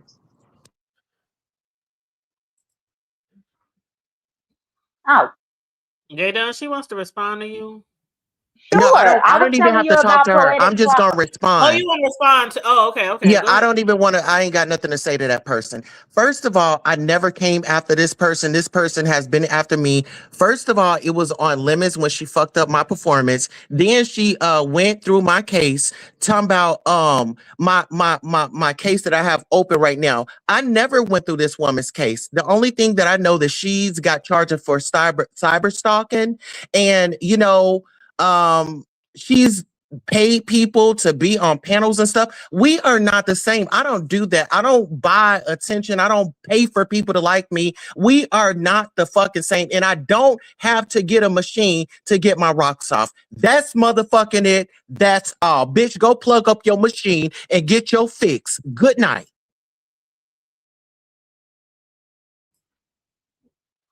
No, you don't have to get a machine to get your rocks off. You just get a crackhead white man from off Craigslist. You go on Grindr and find the lowest level piece of white trash that you can find. One that took you on a one night stand type of date, and then you marry him and take care of his little white children. That's what you do. But anyway, hood table. Yeah, let's all okay. Let's Back get to Rick. Back to Rick. Girl, Rick had me cracking up. He said, and the nerve. She over there, a whole indentured servant in her own house. Did you over there in indentured servitude in 2026? The fuck? Over there cooking and cleaning and everything for them good white folks. Over there trying to breastfeed them. That's why you got them in clean. Bitch, shut the hell up. Okay, now I'm done. Okay, so yeah, so Rick had towards the end of the video, he basically told him he was just talking to Lemon and Steven. Is it Stefan or Steven? Stefan? Okay, so he was talking to Stefan, and Rick dropped Lemon because Lemon said he should be thanking him for whatever. But Rick was like, you was the one who was begging for me to drop the link, and you ain't ever got to come back and fuck you and fuck the Poetic Flacco and all y'all motherfuckers. And he's right. He don't want Rick on his ass too, because Rick was like, I got your mother's phone number. I know where she lived too. I can be over there dragging her by her toenails. I could call the apartment office building tomorrow, just like ZH threatened to do. And then he asked Sour Patch to block Lemon from the chat. Correct. Yes, I witnessed all of that, and that's what I had said earlier. I said that Rick is more than welcome to reach out to me if he wants to if he wants to join me. The more the merrier. Well, Rick said that he wasn't going to be doing it, but he said he's willing to assist. He's willing to encourage. He's willing to assist anybody if needs be to fuck that nigga up. So this is what I'm saying too. Like, you keep putting yourself in. Like Rick, one thing Rick said, which is really true, Jay, and that's Lemon is his own worst enemy. He is his own worst enemy when it comes to him and his channel and him and his family, obviously. And I just think it was ridiculous for him to lie on the Poetic Flacco man. Like, the man is over there with almost 400,000 subscribers. That's the best connection that he ever had. And you gonna lie on him and then get caught up in your lie. When I went over there and saw how many subscribers he got, I was like, oh, this is who y'all into it about over with Stefan. And Stefan, he was trying to say that he wasn't paid, and Lemon was saying he was paid and all. I'm like, child, I didn't know nothing about that Poetic dude until last night. Well, that's because he from over there where the Umar boys came from. He just one of the few that actually made it out and became somebody. Yeah, because the rest of them are a bunch of cockroaches that had to come over here with us. Yeah, because when I saw how many numbers he got over there, that man is at his shit. My shit say roll to 9K. His shit says roll to 500K. This nigga got a lot of subbies over there. He actually got 339,000, even though he said roll to 500, which he'll probably get there. I don't know what type of commentary. Like I said, I don't know him at all. So I was just listening and seeing what was going on. That's right. Well, for the most part, I've only seen a few videos of his. Like he had a couple of videos about the dude Orlando Brown, that actor from That's So Raven. He did some commentary about that. He do commentary about like some of the rappers and like the gangsters and stuff. That's the most videos that I've seen when it comes to him. Like if it's some type of trending topic, I've seen his videos, but I don't know what the bulk of his content is about. All right, I think there's talent. Talent? Good. Hey, it's me again. Hello. JD, Hello. what's going on? I had to come up here for What's up, JD. Rick Fox? Yep. Hey, JD, I have to tell you, thank you for Uh-huh. continuing the good fight. I'm Oh, you packing. will. I have to leave for 2 months. I'll be back in June. But I want to say I will be listening in, and I need you to continue the good fight. I don't know if Okay. Rick Reed is going to join in, but you're doing the right thing because I think ungrateful people, and this is what we're talking about, ungrateful Mhm. people, people who feel entitled, who shouldn't feel entitled, but they feel entitled. And it's not just Lemon. I mean, he's a crass dummy, but there's a bunch of Mhm. crass dummies here who feel entitled that they're owed something. They're owed nothing. And it's time they are taught lessons. So I'm glad that you're doing what you're doing. I encourage others to join you because here's a situation where JD has resources that are available uh, to people in this sector, or at least they used to be. JD can answer if they still have access to her for that. But they could have utilized her knowledge, her resources to perhaps take whatever aspirations of being a content creator is, they could use JD to help them along. But no, these people bite the hand that feeds them repeatedly. And again, it goes back to self sabotage. There are talented people here, albeit mentally ill, but there's still talented people here who could get a puss, and some have been given a puss, but because they suffer from that self sabotage mentality, they'll never get ahead. And when you tell them, hey, don't do this to yourself, they don't listen. Because one thing about poor people, broke people, is what do they always think? They know everything. And then when someone intelligent, articulate comes along, oh, we can't trust it. Oh, he's a Tom, he's a coon. Meanwhile, the real coons are these people.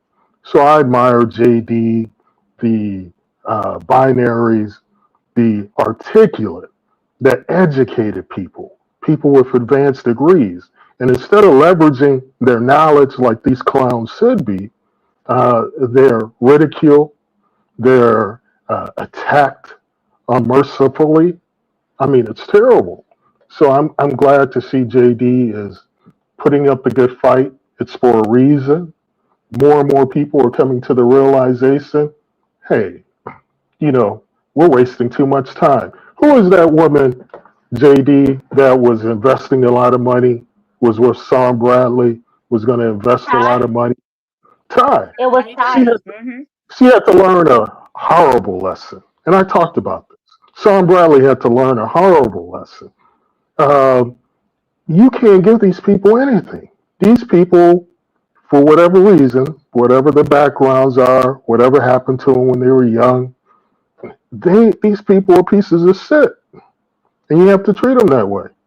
And stop trying to help and have fun with them, toy with them, play with them. Well, you know some talent, and I have to tell you, even before you go on your 2 month hiatus, I will never forget the conversation that you and I had a little over a year ago where you said you challenged me to go 6 months without investing or pouring into anybody.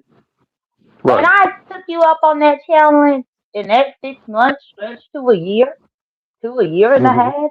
I And I think that noticed. was the best that was the best advice that you ever gave me, talent. I And, appreciate you and, for that. and I really, and if you recall, I was speaking, more for myself. I really wasn't at that point trying to encourage others to follow that.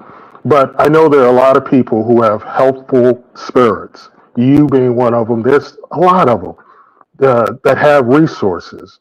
Natural Lux Diva is crazy as all get out, but she's always willing to help. And you see what happens to her every time she butts her nose into things. But these are people trying to help, trying to assist because they have resources that other people can utilize. But you got to learn that harsh lesson Fortunately, I didn't have to go through that. I gave these people crumbs, $20 here, $20 there, little caviar. 400, 500 isn't anything if you really got it. You know what I'm saying? But as far as full investment, you don't do it with these clowns. You don't do it with these clowns. Oh, and I don't know, JD, if you saw Jay Wilson's live earlier on that. About Pam? I Oh, had saw the title, but I didn't go over there. it was a masterpiece. Now, I don't get along with the lady. She flipped on me. Was a big fan of hers, and she flipped on me. And we know how that goes. But if you get a chance, Tanya and JD, you already saw it, but look at it. It was a masterpiece. Prune Face got his shit off big time. But look, I want to bid everyone adieu. We'll talk in June. Hopefully, there's a lot of chaos. I will be listening in from time to time. I gotta go. Kick me out of here because I don't want any audio. All right, Talent. All right. Thanks for joining us again. All right, Rick Fox. Appreciate I know you got to go overseas to play with the NBA over there. You are probably going to Germany. I did not watch that. I saw the title said, "Let me put Pam in something." I was like, "Oh God, he got into it with Pam." It seemed that she must have was talking crazy about him at Stomp Down, and so he Oh, upset about it. oh God. I don't Yeah. know if I want to watch, but I'll go over there. Yeah, I I'll don't go watch Stomp there. Down at all. I just happened to put him on because I thought it was a short video. If I see a video and it's on like 30 minutes long, if you put that mess on 2 times speed, you done with it in 15 minutes. Yeah, that's what I usually do. I put it on double or whatever. But Mm-hmm. I did sign up for the 2-week trial for the YouTube thingy where where you get to watch without commercials and Right. things like that. I did sign up for the 2-week trial. I had to put on my calendar, make sure I cancel that bitch before they charge me. But it lets you go even faster. It lets you go to like 4 times the speed when you hit Right. the replay. I saw that you could get premium and do that, but I don't know how beneficial that'll be because I just feel like 2 times speed is fast enough. I can't imagine 4 times. Like, what the hell? Right, it's super fast. And check this, Jay. Hold up, Jay. The reason why I signed up for it because I just saw it was 2 weeks free, a trial. So I'm like, let me try this out because I was in somebody's chat watching the replay, and I swear they had a commercial every like 2 to 3 minutes. I swear. So I was like, God damn. So I was like, oh, this shit is 2 weeks. Let me try it out, see how I like it. So while I was watching somebody else's video, I was trying to double speed. Matter of fact, that was Rick's. I was trying to put it on double speed, but I wasn't paying attention. So I just moved the cursor all the way to the end, which is where the double would be. And that stuff started speaking so fast. It was like Chinese. I said, why the fuck is it sounding like that? And then I looked down. It was on like 4 or 5 speed. I said, how did I do that? Then I remembered that you have to have premium to get over the double. I was like, well, okay. Yeah, and you already know that Rick got a very distinct way of talking, and he damn sure don't talk slow. So I can't imagine how the hell that mess sounded. Girl, it was like I was like, oh, what the fuck is going on? And hey, Patricia, how you doing, love? And everybody else who dropped down. Hey, Jill, you said premium is worth it for me. It can't with the 50 commercials in an hour video.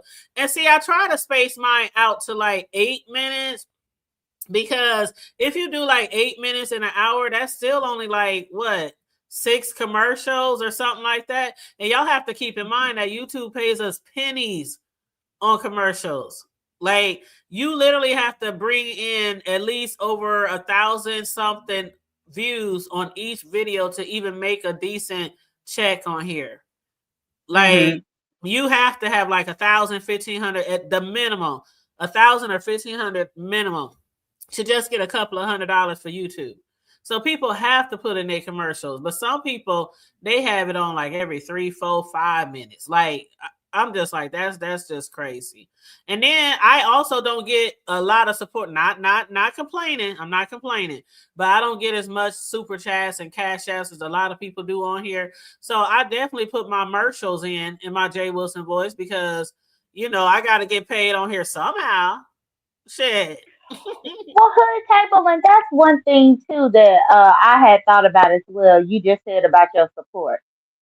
Cause you know I did a whole roll in my eyes and a neck roll and everything else when I heard that they never heard of your show that y'all been doing every Sunday night for the I last was year. surprised. I was But surprised. but but quick to get up here and click a link and talk about how they support you. All it is they Say saw I you wasn't over here with surprised. over 100 people and wanted to chase some clout. Or perhaps to impress VS because they clicked your link, your little old link. Well, VS, while you was gone, I went on over there and I went over there to the poor hood table and I was the first person on her link to be on her link and talk to her, VS. Even though you gone, I'm over there keeping her company for you, VS. That's funny. Carrie said an ad just came in right when I said something about the ads. But there's our banner. Since J Dunn bought that up, there's our banner for me and Big Riggs, our Sunday night show, which we have been doing for a year. Tonight we'll be at Riggs because we flip flop every Sunday. So I'm plugging us in again. Please join us over there, 9 p.m. Central, 7 p.m. Pacific. We always have grown folk conversations, whether we're discussing relationships, family, trending news, celebrities, whatever. We discuss a plethora of different topics. So please join us over on his channel tonight. I am going to drop the link one more again. Big Riz, but go ahead, Jay. Well, no, I was just saying I had rolled my eyes when I heard that. So, I just wanted to bring it to your attention. I know it didn't get lost on you, but I just wanted to make sure your audience knew. Oh yeah, I mean, I heard it when he said it. I was like, for real? But yeah, it is what it is. Yeah. Like I said, I will never complain about my support, but like when people say shady things like I didn't know she had a channel or I didn't know that. Not saying what he said was shady. I'm talking about like over the last month or so, I've been hearing people say I didn't even know the Hood Table had a channel. I'm like, how y'all not know I got a channel when I've been on here for like 8-9 years? I've been doing commentary in the B sector for I don't know how long. I'm in everybody's chat. People always talking about my cake decorating.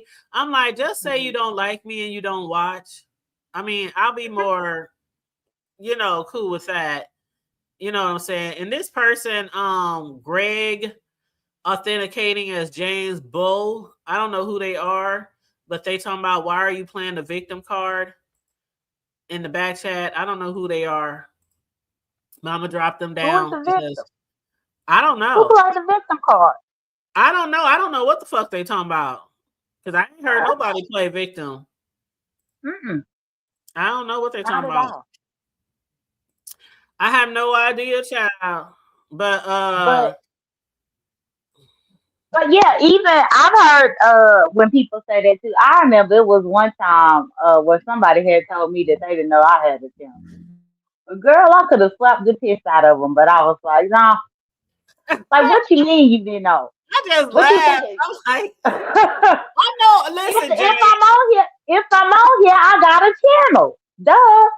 I mean, everybody technically has a channel, but when they said that, I was just laughing my ass off. I was like, okay, all right. Like, okay, you didn't think I had a channel. All right, whatever.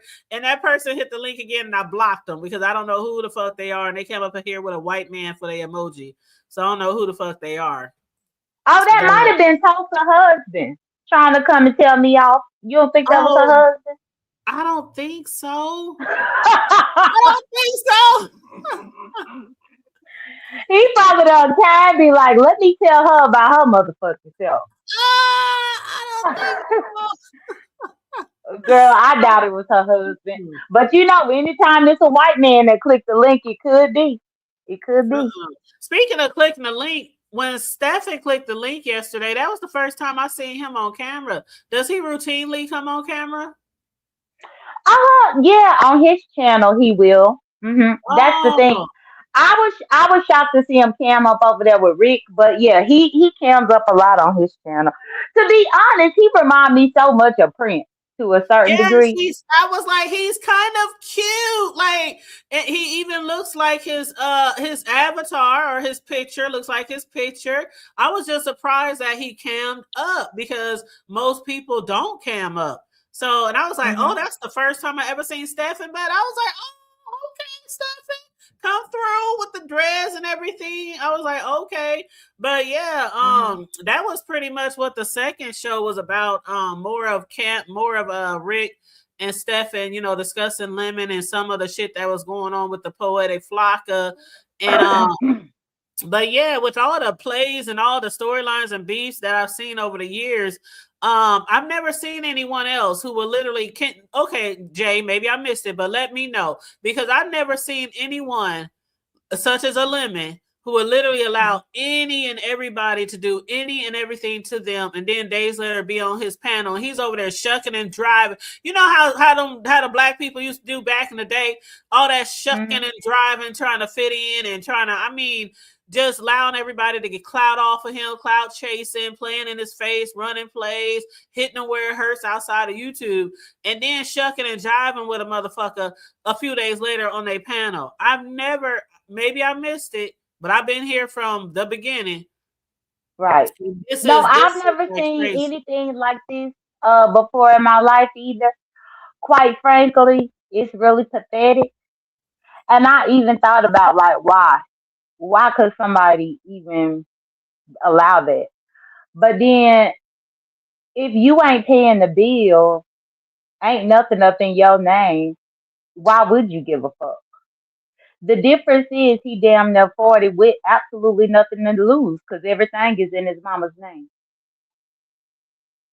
Everything in my mama's name. Correct.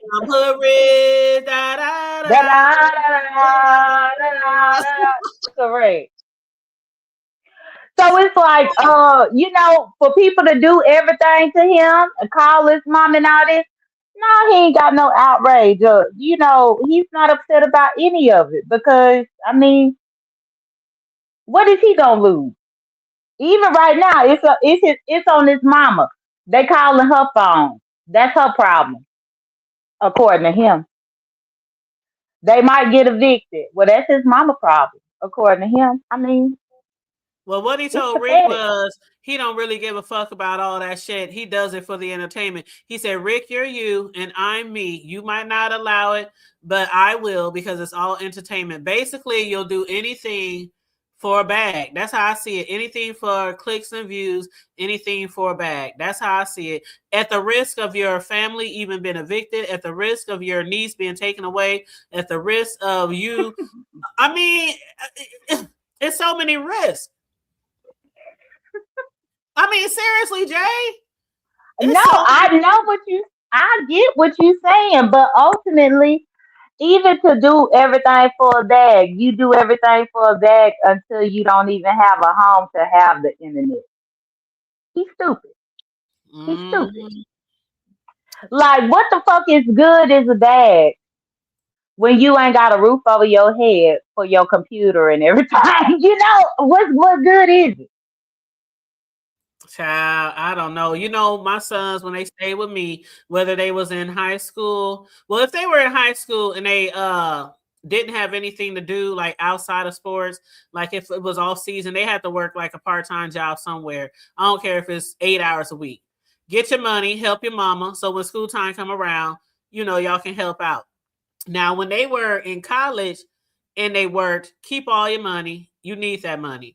My sons didn't have to pay no bills when they was in college. The one who went away to college, he couldn't even work. He was in small hick town. They didn't even have jobs. So I'm spending $300-400 on him every month while he's out of town. And the youngest one, when he stayed here, he lived in the house still because he said, I don't want to stay on campus. I want to be home. So he stayed at home. He didn't have to work ever. When they got old enough, the first one first, when he got old enough, college done, whatever, get a motherfucking job. You ain't got to move out now. You ain't got to move out soon. I don't want you to move till you're ready. Till you boy, my sons will tell you, mama say stack up 6 months worth of bill money before you move. And I'm not putting you out, but I'm saying when you move, I want you to have some stacks, for emergencies. So they will tell you that. And when the oldest one was still living here, oh, you grown now, you working, stack your money, but also you're going to help out on bills too. The youngest one, after college, he got a good job, not ready to move yet, stack your money, but you're going to help around here too.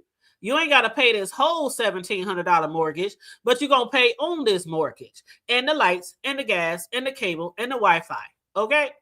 So it's like, I don't believe in no grown-ass kids staying home and they working full-time good-ass jobs and they not pitching in with their parents. I don't believe that shit.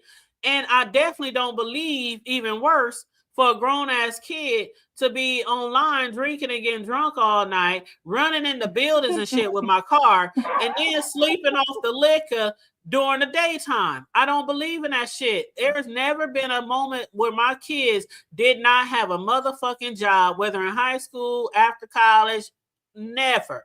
You gonna work, nigga, because you ain't staying here without a job, or you gonna be in college. It's one or the other. I ain't got it like that. I ain't rich, bitch. I ain't got it like that. And they see me, they see me hustle all their life, Jay. I always had 2 to 3 to 4, 5 streams of income all their life. There's never no way they will disrespect me and not have a job in my house. To this day, my son, my baby, who moved out like 4 or 5 months ago, said, Mama, I'm so glad you taught me to hustle. I'm so glad you taught me to save money. He said, these bills, Mama, I'm doing it. I'm out here on my own. His rent is like, I think it's 14. I think his rent is $1,400, a 2-bedroom apartment. And he's out there doing that shit. And I'm so proud of my boys. You know what I'm saying? I didn't play that shit. So I think ultimately, but when you really think about it, the fact that he don't even feel guilty watching that woman go out the house every day to work and pay for everything, just the fact that he don't feel guilty about it, that says everything. And I just want to ask you, Hood Table, I'm about to give you a math question, but it ain't too hard. What's 18 plus 18? 18 plus 18 is 30. Wait a minute, 36. I thought you were trying to catch me up in a bag. I'm like, hold on, let me No, yeah, it is 36, which means that it's been 18 years since Lemon turned 18. And he's still in that woman's house. Just let that sink in. And the thing about it is, my sons, if they go through hard times, if they lose a job, if they become sick, they always know that they're always welcome back. And see, it always depends on what type of child you have. I know some people with children, they will never let back in their home. They might have raised them right, did everything for them. And you know how some kids, they just turn out to be assholes, disrespectful, lazy, bums. They don't have no respect for their parents. You know, so it all depends on what type of child you have. My sons, both of them can walk through that door right now, be like, Mama, can we move in? Such and such happen. All right, find somewhere to go. You know, y'all gonna pay some bills around this motherfucker, and they gonna be like, we already know, Mama, we already know. Essentially, for as old as he is and how long he done lived with that woman, he could have went through high school twice. That woman could have raised 2 sons at this particular point. You see what I'm saying? Yeah. Stacy said where he lived, that's cheap. That might be cheap for where you live, but rent and mortgage is not the same across the United States. So from where we live, that's pretty expensive, Stacy. And they don't even have a mortgage over there. That's another thing. I would feel guilty as hell seeing my mama bust her ass working and I ain't doing shit. Hell, even when I was in high school, I was ready to get a job to help do something. Shit, I grew up in a family where my dad didn't care if she worked or not. If she said, I'm getting a job today, he was like, whatever, do what you want to do. You know, he paid the bills. And although we was growing up in the hood and we didn't have that much money and we was on every available assistance possible, he worked everything from selling fish to fixing on cars to moving people. He worked at packing plants. He would fix on cars. He would be, you know, them pallets, them things warehouses use. to move Yeah, shit in yeah, the those pallet. wooden pallets. Hmm. Right. He would go through companies and go through warehouses and the shit they throw out in the trash. He would take that shit, bring it home, stack it up in the backyard, fix it, nail the shit back together. I mean, make the shit look spanking new and resell that shit. My dad had all kinds of fucking hood ass jobs. Hmm. So that's where I come from. I come from people Right. working. They worked or they hustle. I come from a family of hustles. They either in the street hustling or they working many jobs to hustle. Hmm. So I'm used to Right. that. So there was no way I was gonna have my son sitting around my house, sucking up all my air and heat and my Wi-Fi, playing video games with their hands in their pants all day, or online all night, drinking and smoking and there's no way.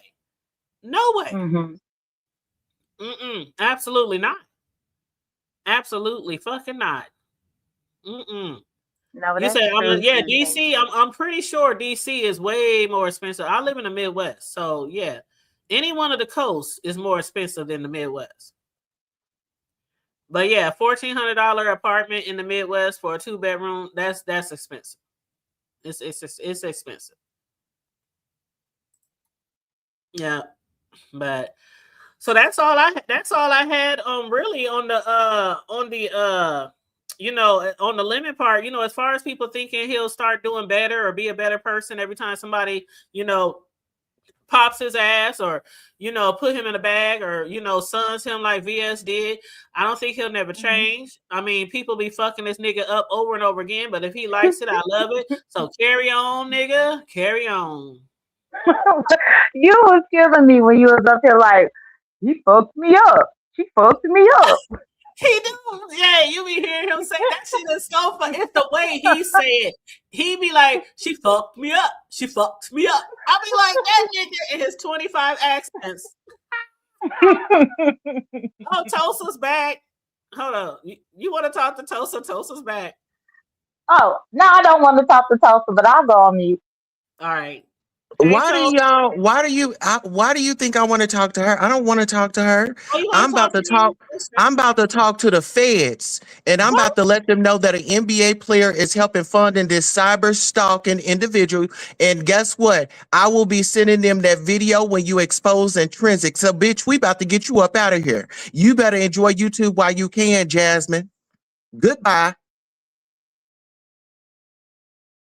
What about an NBA player? Oh, Ooh, is I'm Talon so a really scared. NBA player? Because I heard those rumors I'm before. so scared. Just Tulsa, I'm about Talon, trembling in my right? boots. I guess she was talking about Taylor. Yeah. I heard before that he was an NBA player, but I ain't for doxing, so I don't know. But I don't know what just happened. I don't know what just happened. She talking about the feds. If the local police department wouldn't listen to Intrinsic, I don't think that the feds gonna listen to Tulsa. Child, Stacy talking about a 2-bedroom here start at 26 or 28. I won't be living there. I won't be. I will never pay that much for a 2-bedroom. Never. I think Tulsa is so upset because I called her an indentured servant in her own home in 2026. Not I'm renting. sorry that the truth hurt. After my let me tell you something, Stacy. In the Midwest, it's obviously not as high as the coast. But let me tell you something. When my landlord raised my shit up from I have a three bedroom. It was a very small house that I was living in before the house that I'm in now. All the houses I really lived in has been fairly on the small side. It's a few big ones I lived in, but fairly small. But when that bitch raised my rent to $1,100, I said, I wish the fuck I would. I wish it gets to a certain point where I'm like, I'm not going to continually help no landlord get rich. And I got out there and I bust my ass and I saved up a whole lot of money. And I said, I'm going to buy me a house. I ain't no way I would pay $2,600, $2,800 to a landlord. No, I'm not. Oh, yeah, that's a lot of money. No, I'm not. I would never. So I she don't said care that how she much pay money I that much. got. She said she pay that much in DC. She said that's what the 2 bedrooms go for. I will buy me a house before I pay somebody that much for rent. Never. Oh wow. Never. Never. I won't pay over $1,100 for rent here in the Midwest. Never. I will go buy me a house Right. and be a No, that landlord like only I makes did. sense. I will be a landlord, the best landlord I could be with what I'm working with. And trust me, I struggle like a lot of people, you know, especially during the Rona. I struggle, Hmm. you know, every now and then. That's why I keep 2, 3-fold different streams of income because it's hard out here Right. for a pimp. But I would never pay that much to a landlord. Hell, fuck no. Hell, fuck no. Mm-mm. Because if you can afford to pay that much for rent, why not buy? Hmm. It makes no sense. No, I would agree with that 100%. That right there is insane. Which I guess it just depends on what part of DC she living in. Perhaps the I cost don't of know. living is higher over there. I don't know, child. I don't know. I can't do it. I can't do it. I can't do it. I cannot see myself paying a landlord that much. I just can't. Mm-mm-mm. And then they still have control on if you stay there, if you don't stay there, what you do in the house. They can put you out whenever they want. They can sell the house from underneath you. No, none of nope. Mm-mm. Right. No, Nope. that But makes that sense again, too. she did say that was apartment. That and that's crazy too. An apartment? Nope, nope, mm-mm, mm-mm. But the way she said that sounds like some New York City price. It's very sorry, I was waiting for that motorcycle to go by. Y'all know every time I get on live, these motherfucking teenagers be around here with their mopeds.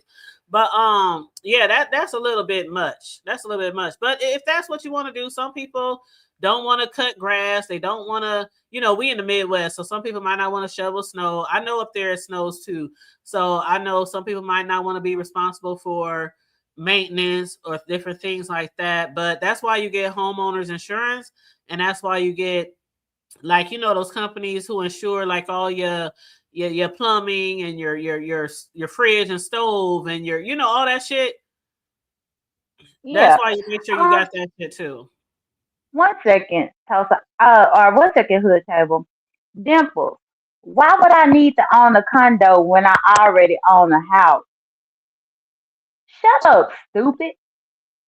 Who the fuck want to own two different properties in two different states? Idiot. Stop worrying about me. I'm sick of these trends that's just jealous or whatever they got going on. Worried about what I'm owning. Bitch, I own more than you, and you a biological man.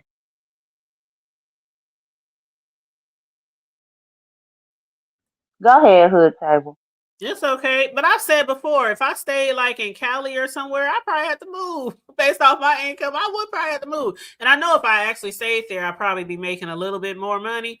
But see, the thing is about a lot of these different places like Florida and Cali and places like that, for the amount that we pay for a big ass motherfucking house with a lot of square foot here in the Midwest, they paying the same amount for a little ass house.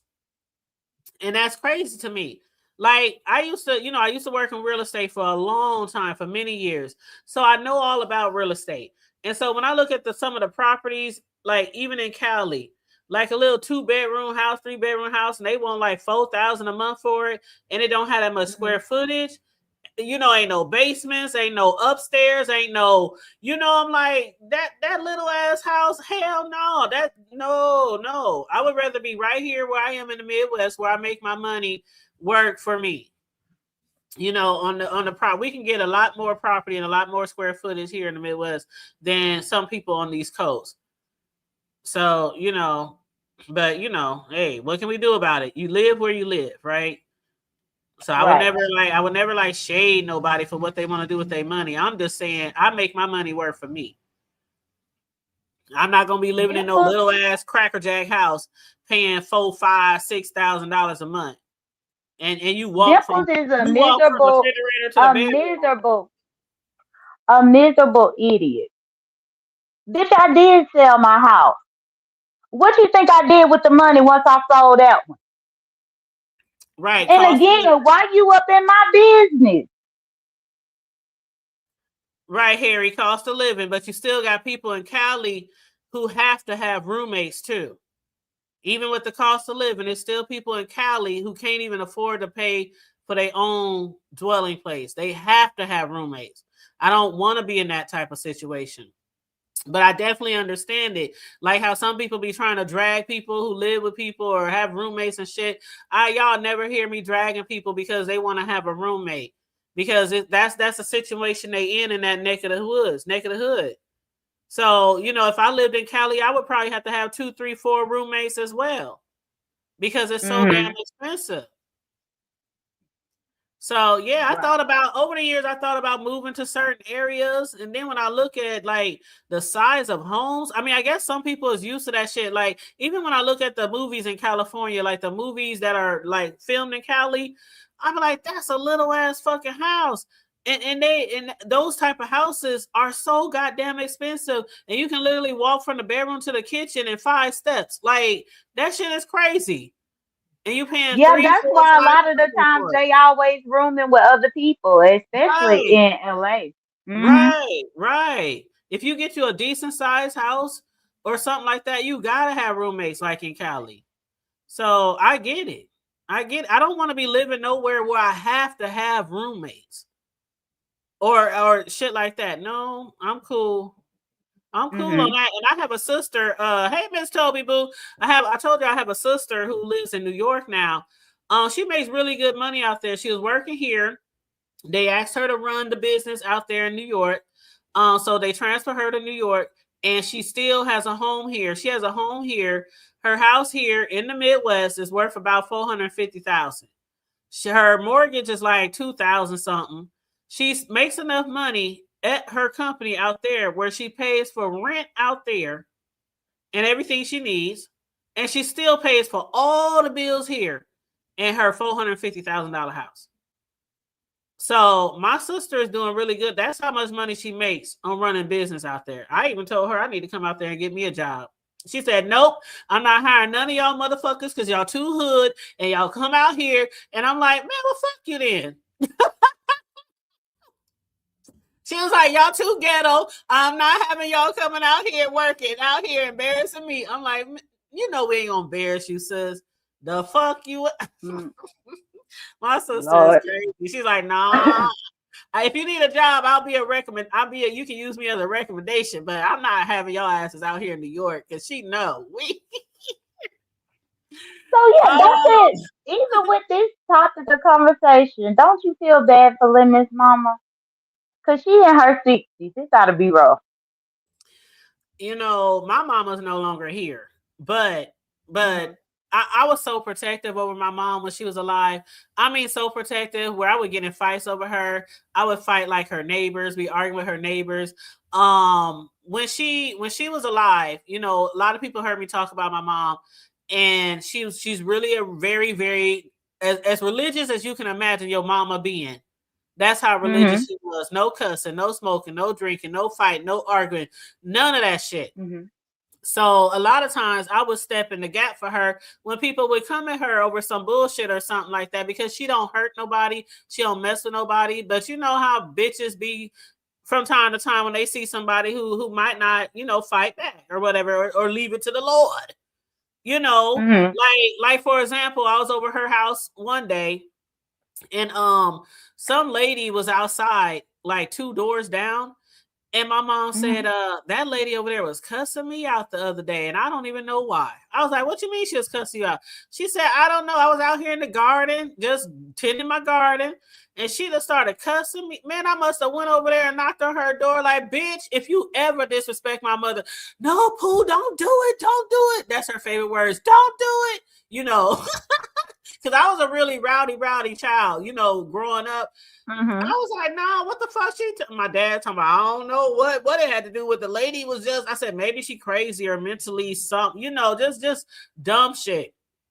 But she's very like anti, you know, confrontation, shit like that. That's just the sweetest person you could ever meet. All my friends loved her. Like, she's so sweet. So when people would fuck with her, I'll be like, oh hell no, I'm that one. Me and my brothers, we them ones. No. And so if somebody was coming at my mom, calling her, harassing her, threatening her dwelling space and all that, me personally would have fell back. I would just fell back and left it alone. I might even change how I act online, because when it comes to my family and my friends, I don't play that shit. Y'all heard my bestie on here with me for over an hour yesterday. My bestie hit my platform. We don't play that shit. We take family and friendships seriously. And we would never bring harm to nobody's doorstep. Never. So that shit is just weird to me. It's really crazy to me. And then you say it's entertainment. He told Rick, you do how you do, I do how I do. This is just entertainment for me. That's not entertainment when the shit show up at your step. But, you know, like I said, if he like it, he love it, carry on, nigga. And not only that, when his mama is not even suspecting any of it. She ain't suspecting a thing. Yeah, I mean, I don't know. I don't know. And then people be thinking that he's going to change every time he gets popped like that. They be like, he's going to change. He's going to change his platform. He's going to stop. Even in the last few days, I'll just be watching like, this nigga. It's crazy. Oh, Cole's World said like people disrespecting his mother, and she ain't did nothing to nobody on here.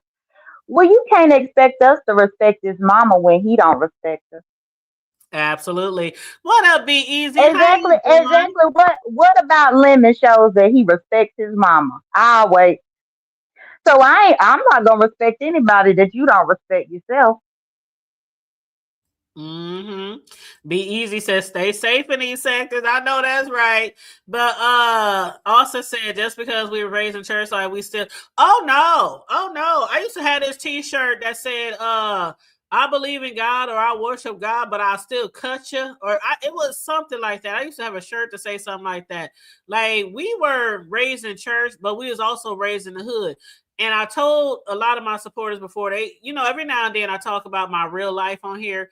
And the household that I grew up in was with my mom and my stepdad. She was really in the church. He was not. And also my real biological dad. A lot of the people in that family was Bloods. A lot of the people in my stepdad's family was Bloods. A lot of people on my side of the family was Crips and Bloods. So just imagine you growing up in church, but everybody around you is also from the streets and the hoods. So, of course, our life trickled into the hoods as well. So most people in my family is like street niggas. Like most people in my family, including my stepdad, who been in my life since I was 4. You know what I'm saying? So I got the best of both worlds. I like to say I got the best of both worlds because I grew up with a good foundation in church, even though a lot of fuck shit happened in that Pentecostal church. But I also grew up knowing how to handle myself in the street at the same time. So I grew up with the best of both worlds. So yeah, a lot of people in church, I mean, a lot of the friends I have in church that I still have to this day, them niggas, we all was in the hood, in the project, Section 8. We was out there just some ghetto ass, badass kids who also grew up in church. So church don't mean shit. I might could quote you Bible scriptures and Bible verses and tell you all the books of the Bible in order, front and back. But I also can fight with the best of them out there in the street, and I can hustle. So yeah, that's just how it is. Church don't mean shit. Shit, I raised my sons in church, but let something happen to be my boys they will jump off the motherfucking porch in a heartbeat. And I raised them in church. You know what I'm saying? But shit, church don't mean shit.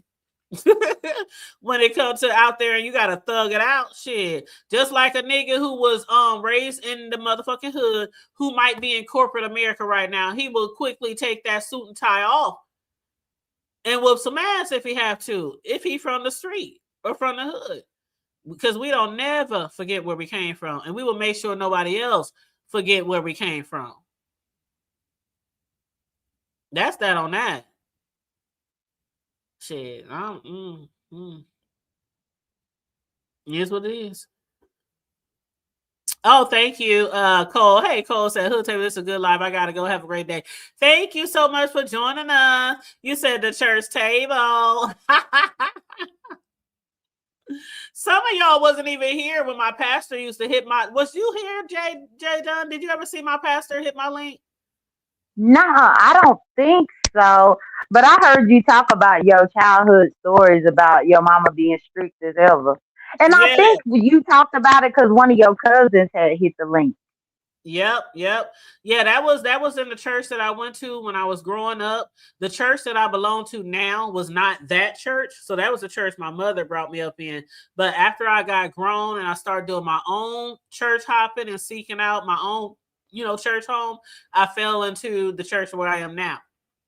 And so before the Rona or during the Rona, my pastor, because he felt like a lot of people who weren't going to church needed to hear the word.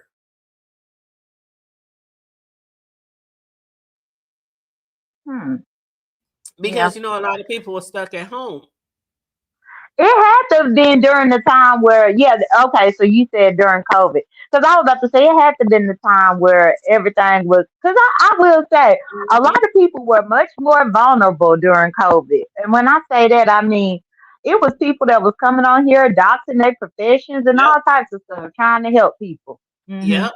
Well, he would come on here with me, I think it was every Tuesday, and he would come on here and he would not preach, because he is a pastor, he is a preacher, he has a whole church, but he's also one of those pastors who can definitely relate to the streets in the hood, because that's his, that's where he was raised also, here in our community. So what he would do would come on my channel and we would literally talk. He might throw out a few scriptures or give a good message per se, but we would talk about whatever. It didn't matter if it was a celebrity, something on trending news, something in the hood where we would discuss whatever. So it wasn't like he was on here preaching and knocking you upside the head with the verses in the Bible, right? But it was a good show and everybody loved him. They would always look forward to seeing him the next week. But it was so much fun. And he would come on here, what up, hood table? What up, hoodies? What y'all got going on? He's cool as heck. But yeah, he used to come on here and we'd be talking and chopping it up. But he was cool as heck. But yeah, so and that was during COVID, so that was a while ago. But yeah, I remember even when I saw Kimberly Black over here with you, my first time ever seeing Kimberly Black hit a link back then was during COVID, trying to help people. Yep, and that's all he was trying to do, was try to be positive. He would be on here, girl, we be cracking up. My pastor is cool as the heck, like so seriously. And he be asking me sometimes, he'd be like, man, when we gonna start doing our shows again, sis? I'll be like, oh no, because the YouTube atmosphere has really changed. I don't know if it's safe for you out here.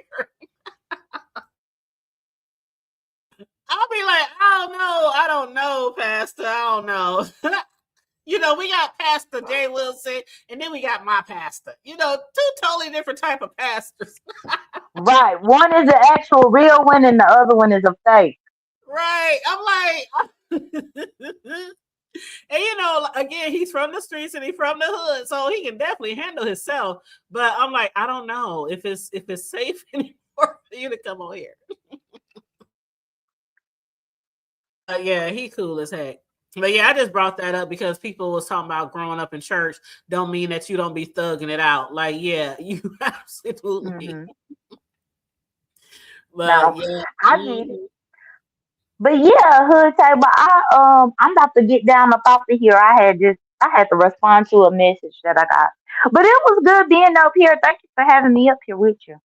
All right, I love you, girl, and you always welcome over here anytime. Okay, all right. Thank you, hood table. Bye-bye. All right. See you later, boo.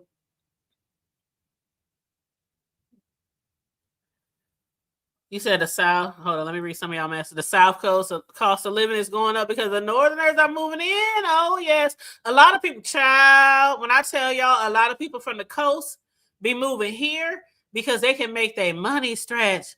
And we got a lot of good jobs here. I mean, hell, Warren Buffett lives here. You know what I'm saying? We got a lot of millionaires in our city. A lot of millionaires. We got a lot of industries, a lot of 401, 501 companies. We got a lot of organizations here. it's some good jobs here. You can definitely find some good jobs here. Good jobs, good housing. And even if, now our entire community is not, of course, the hood, just like any place. Any city, you have like the bougie neighborhoods, you have the burbs, you got the downtown, you got the midtown, you got the north, south, east, west, and then you have the hood, right? So if you were to ever come to my city and travel across the whole entire city, you're going to run into so many different things. So many different things. Like when people come here from my family who like live down south, who might have never been here, and they come here, they be like, oh my God, it's just not what I thought it was. It's just not what I thought it was. I didn't have people come here from the south and they end up moving here because they can find better jobs and better housing and better education than we got some of the top colleges here. Some of the top colleges here. So, you know what I'm saying? My youngest son, he went to college full ride from off the Susan Buffett scholarship. You know, Warren Buffett, his sister, Susan Buffett, some of the richest people in the motherfucking world.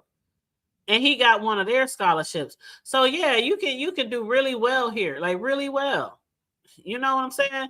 But I always say, no matter where you live, Chicago, Texas, Cali, Florida, New York, wherever you live, every state, every city has some of the same things. We are not that much different. Even if somebody's city is not as big as yours, is not as boisterous as yours, every city has the same thing, the same type of people, the same good jobs, bad jobs, good schooling, bad schooling, good hoods, bad hoods, good people, bad people. We're more alike than you would think, than some people would think. So that's another reason why I don't do the type of content on here where I shade people for what they have, don't have. I don't do like the skin, the weight, the gay, the LGBT, it's a lot of things that I don't do because I respect all people and I like to be respected myself. And I try to give as much unbiased commentary as I can, even though sometimes we have to just keep it hood and keep it a buck on how we see shit and how we feel shit. But for the most part, I just try to get on here and just talk about what I see and what I saw. But I'm not a dragger. I don't come over here and just try to be disrespectful to people. Again, all that shit is entertaining. We're all here for the shits, right? The shits and giggles. It's entertaining. We like some of the shit. We don't like some of the shit. We like some of the people. We don't like some of the people. But for the most part, the B sector has truly helped a lot of people over the years, especially during the Rona. As far as entertainment, as far as, even if it's getting a kiki because you saw somebody get their back kicked in and the shit might have been funny or you might have gagged about it. The B sector has helped a lot of people. I mean, I remember the days when people was raising money for people who lights was off, people who needed help with their rent. People that bought people cars in this motherfucker. I mean, furniture, TVs, and some of the CCs have definitely made some bags off a lot of the subbies in here. So, the B sector has its good and it has its bad parts, its good days and its bad days. Sometimes, some days it's dead and some days we can't even keep up with the motherfucking lies. We can't even keep up with what's all going on because there's too many people doing too much commentary. But for the most part, if I had to do it all over again and be on YouTube, and the thing about it, I didn't seek out the B sector. I just fell into the bitch because I was already here on YouTube. But for the most part, I would still continue to support who I support here and watch and just be entertained because, I mean, it is what it is. If we can be entertained by all the other fuck shit on TV and movies and shit like that, we can be entertained on here too. Again, you don't have to like everybody. You definitely don't have to like what everybody does. And sometimes people do go really, really too far. And you have to know when to pull away and turn that channel and not be too invested in anybody on here, especially y'all subbies. Sometimes y'all be just way too invested. way too invested to where you even thumping it out here and thugging it out over here over your favorite CC and coming at other people next over your favorite CC. Just stay a subby or get your own damn channel. But yeah, sometimes the subbies definitely, they be too invested. And then when you get dragged and when people start reaching outside of the YouTube atmosphere and going offline on your ass as a subby, you don't understand. I'm just a subby. I don't even have my channel. But you sure is giving commentary and thugging it out like here, like a CC. So you might as well get you a channel. Hey, what's up? Is this Noble? Yeah, it's me. I thought you was about to close out your channel. I was actually typing in the chat saying, were you about to close out your? Oh yeah, I was about to close out, but what's up? No, I was just chilling. Just wanted to come and say what's up. You know what I'm saying? I know you got a show coming up. I wanted to see if you had you seen any of the man show that was at Pizarro, the No, man I panel. haven't, because when she was starting her show, I was setting up my live to Yeah, go live. So I haven't. I'll have to go back over there. I did see a little bit, but what I saw was, sorry, some motorcycles going by. What I saw was she was waiting for some people to hit the panel, because I think last night she was supposed to do it. I had tuned in last night because yeah, that's what happened last night. And I remember Lolo sent people over there. So I was there last yeah, night. And then she said she would change it to this morning. So when I yeah, went over there this morning, she was still waiting. It was like 30 minutes had passed or so. And yeah. she was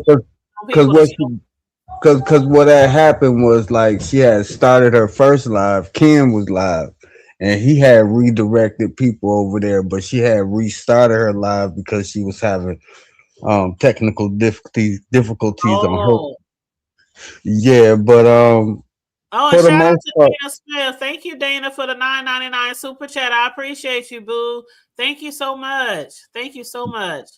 yeah, for the most part, it was a good conversation amongst men. You know, it got kind of messy when Goosey came up there for a minute, and it kind of derailed a little bit, and I think we stayed on the homosexual topic, you know, too long.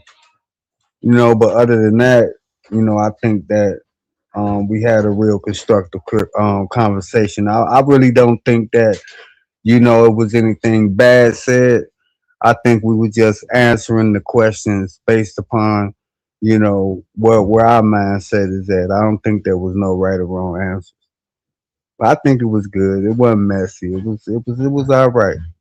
Okay, well, I'll go back over there and check it out.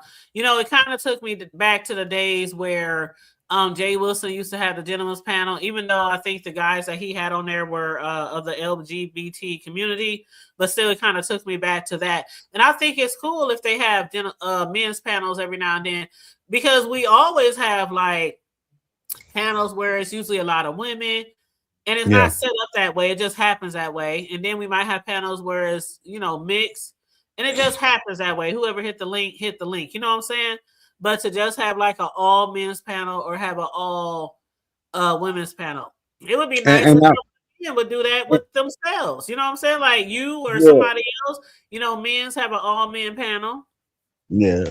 And it was like I was like the first straight guy that was on Pizza Channel, and then it came full circle that we had an all men's panel that was respectful on Pizza Channel. And then, like I said, it was good. I mean, it could have been a little bit better if we wouldn't have wasted too much time on one subject.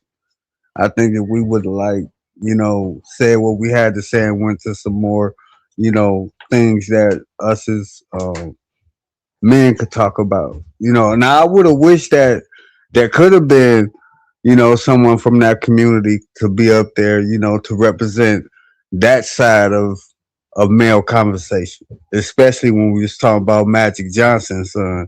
You know, I thought I would have like appreciated if one of them would have came up and, you know, represented that part. You know, but Right. other than that, but other than that, it was cool. It was cool. You know, I just think that part went too long. Well, that's good. I'm gonna catch it. I'm gonna go ahead and catch it because for the most part, for the rest of the day, I'm just gonna be chilling. Um Riggs and I, of course, we got our show tonight. So for the people who might want to slide on us tonight, we'll be on his channel. I did drop the link a couple of times. I will go ahead and drop the link again. I'm sure Vibrant probably been dropping it too. But I just dropped the link again to Riggs' channel. And guess what the title of the show is, y'all? The title of the show tonight on Riggs' panel is going to be, would you allow your partner to engage with business conversation with the opposite sex past midnight? Oh man. Does that sound familiar? Yeah, that sounds kind of yeah. It sounds very familiar. Yeah. Yeah. Is this Kid Nolan? Yeah, it's me. Hey, mama. No, you didn't come up here with them. Hey, mama. What's up, Nolan? I came to correct Noble. Noble, I was the husband, therefore I was the first straight man on the panel, but I was the husband. So you was the second. You know, all right. Well, I take that. I'll take that. You know what I'm saying? I'll take that. You know, respectful. I was a little jelly, but listen. Yeah. I don't know why they. First of all, what is her name? QI. Let me holler right quick, baby. QI. What made Goosey so correct in what he said? How you felt like he was right about what he said? Because first of all, Goosey is a weirdo. His own sector don't take him serious at all. He comes over here to pretend like he's coming to take up for the women, but he always criticizes the women. So he's an imposter. That girl had a great panel today. I mean, the panel was good. Everybody had good points. Everybody was practically agreeing with each other, but in separate, different ways. So I didn't really find nothing wrong with our panel. But you know, the ignorant women that can't find a man that's mad because men not really entertaining them, gonna feel like it was a horrible panel. You can't get a man, so that's why you feel that way. And Goosey, he can't really get a man at all, or a woman. He just pretends like he like women. I mean, come on, like, why do the beef sector continue to take this little girl serious? He's a weirdo. He's weird. He got a problem with everything that the beef sector do. If it ain't the competition, he got a problem with that. If it ain't the panels, he have a problem with that. If it ain't the storylines, he have a problem. Like, why y'all continue to entertain this old pussy ass little boy? To me, he's a child. I slapped the shit out of him. Yeah, he got a little annoying. He did get a little annoying, you know what I'm saying? Because he really like steered, because CX was doing good, and then you know he came up there and started shooting shots at him, and then Malik started getting it. It was like, I'm sorry, I was like, man, drop that nigga, man. We got QI up here, though. In the building. Don't come in with that noise. Ken, first I was about to compliment you and tell you I think you did exceptionally well on this show. I was really proud, and you know, and I was applauding. I appreciate that coming from you. I appreciate that because you usually don't give people their props. Real talk. You got bars, I give props where props are due. But speaking on the why I said Goosey was right. It's because, okay, so on yesterday, right? Or whenever it was, ZX did Revenge P, and he passed around, you know, a woman's news. That is very disrespectful, and in no way is that an example of anything that, you know, is uplifting to our community. Because, and disrespecting women and children are, you know, the portals to our next generation. Women are the portal to life. And you know how y'all was speaking on high value? Everybody has a value, especially a woman. Because if there was no woman, there would be no you. So, like, in a sense, you know, like he likes to speak. And let me tell you something. ZX, whether he wants to agree with it or not, you know, like, is a brother of mine. And so, you know, I give him a lot of grace. And I don't dislike him or anything like that. Just like I told him, I just expect you to do better. You know, I need you to practice what you preach But because and some QI, they didn't have nothing to do with the conversation. He was way off topic. And ZX was cooking. He was cook. Even though I don't like him, he was Yeah, cooking. yeah. I mean, cooking. This what I call it is hypocrisy. You know, like you know how you might have the right message but the wrong messenger. That's what that was, and it's conflicting to sit and hear. So that's just like me hearing. That's just like seeing. Let me see.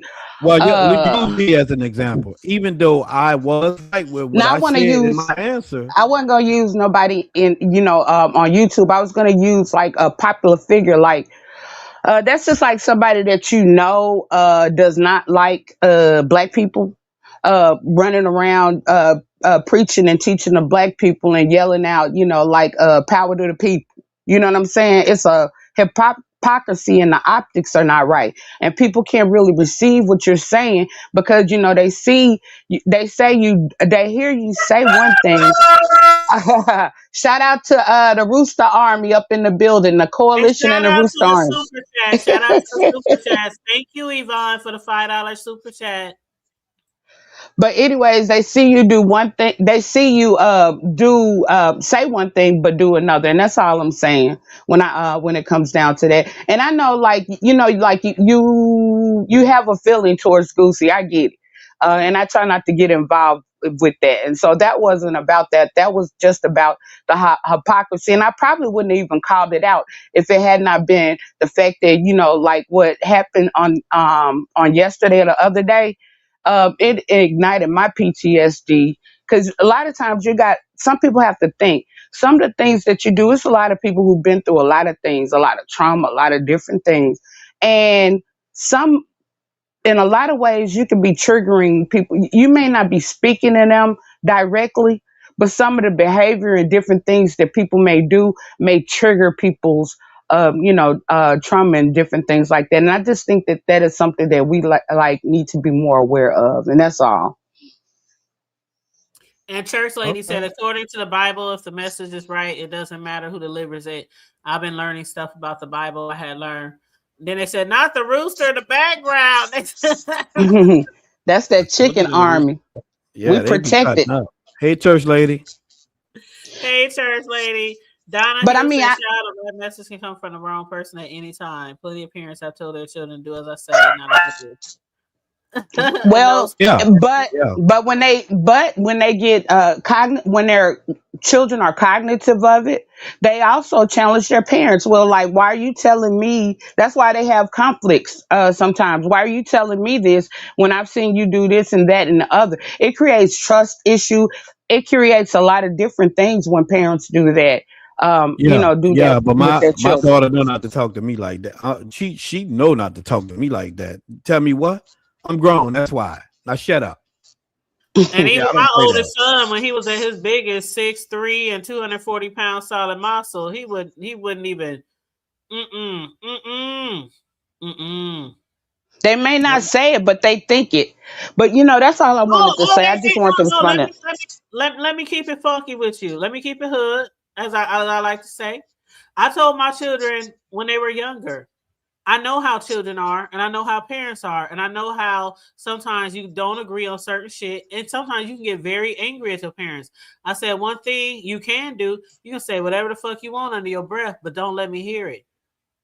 Mm-hmm. And then Because with my parents, it was plenty of times where I cussed my mama out under my breath. like it's a lot of Maybe to my friends, so I definitely understand there are some things that kids might want to do, but will they do it? Some kids, hell no, because they have too much respect and fear for you. And some kids who don't have respect for you, they gonna take it all the way.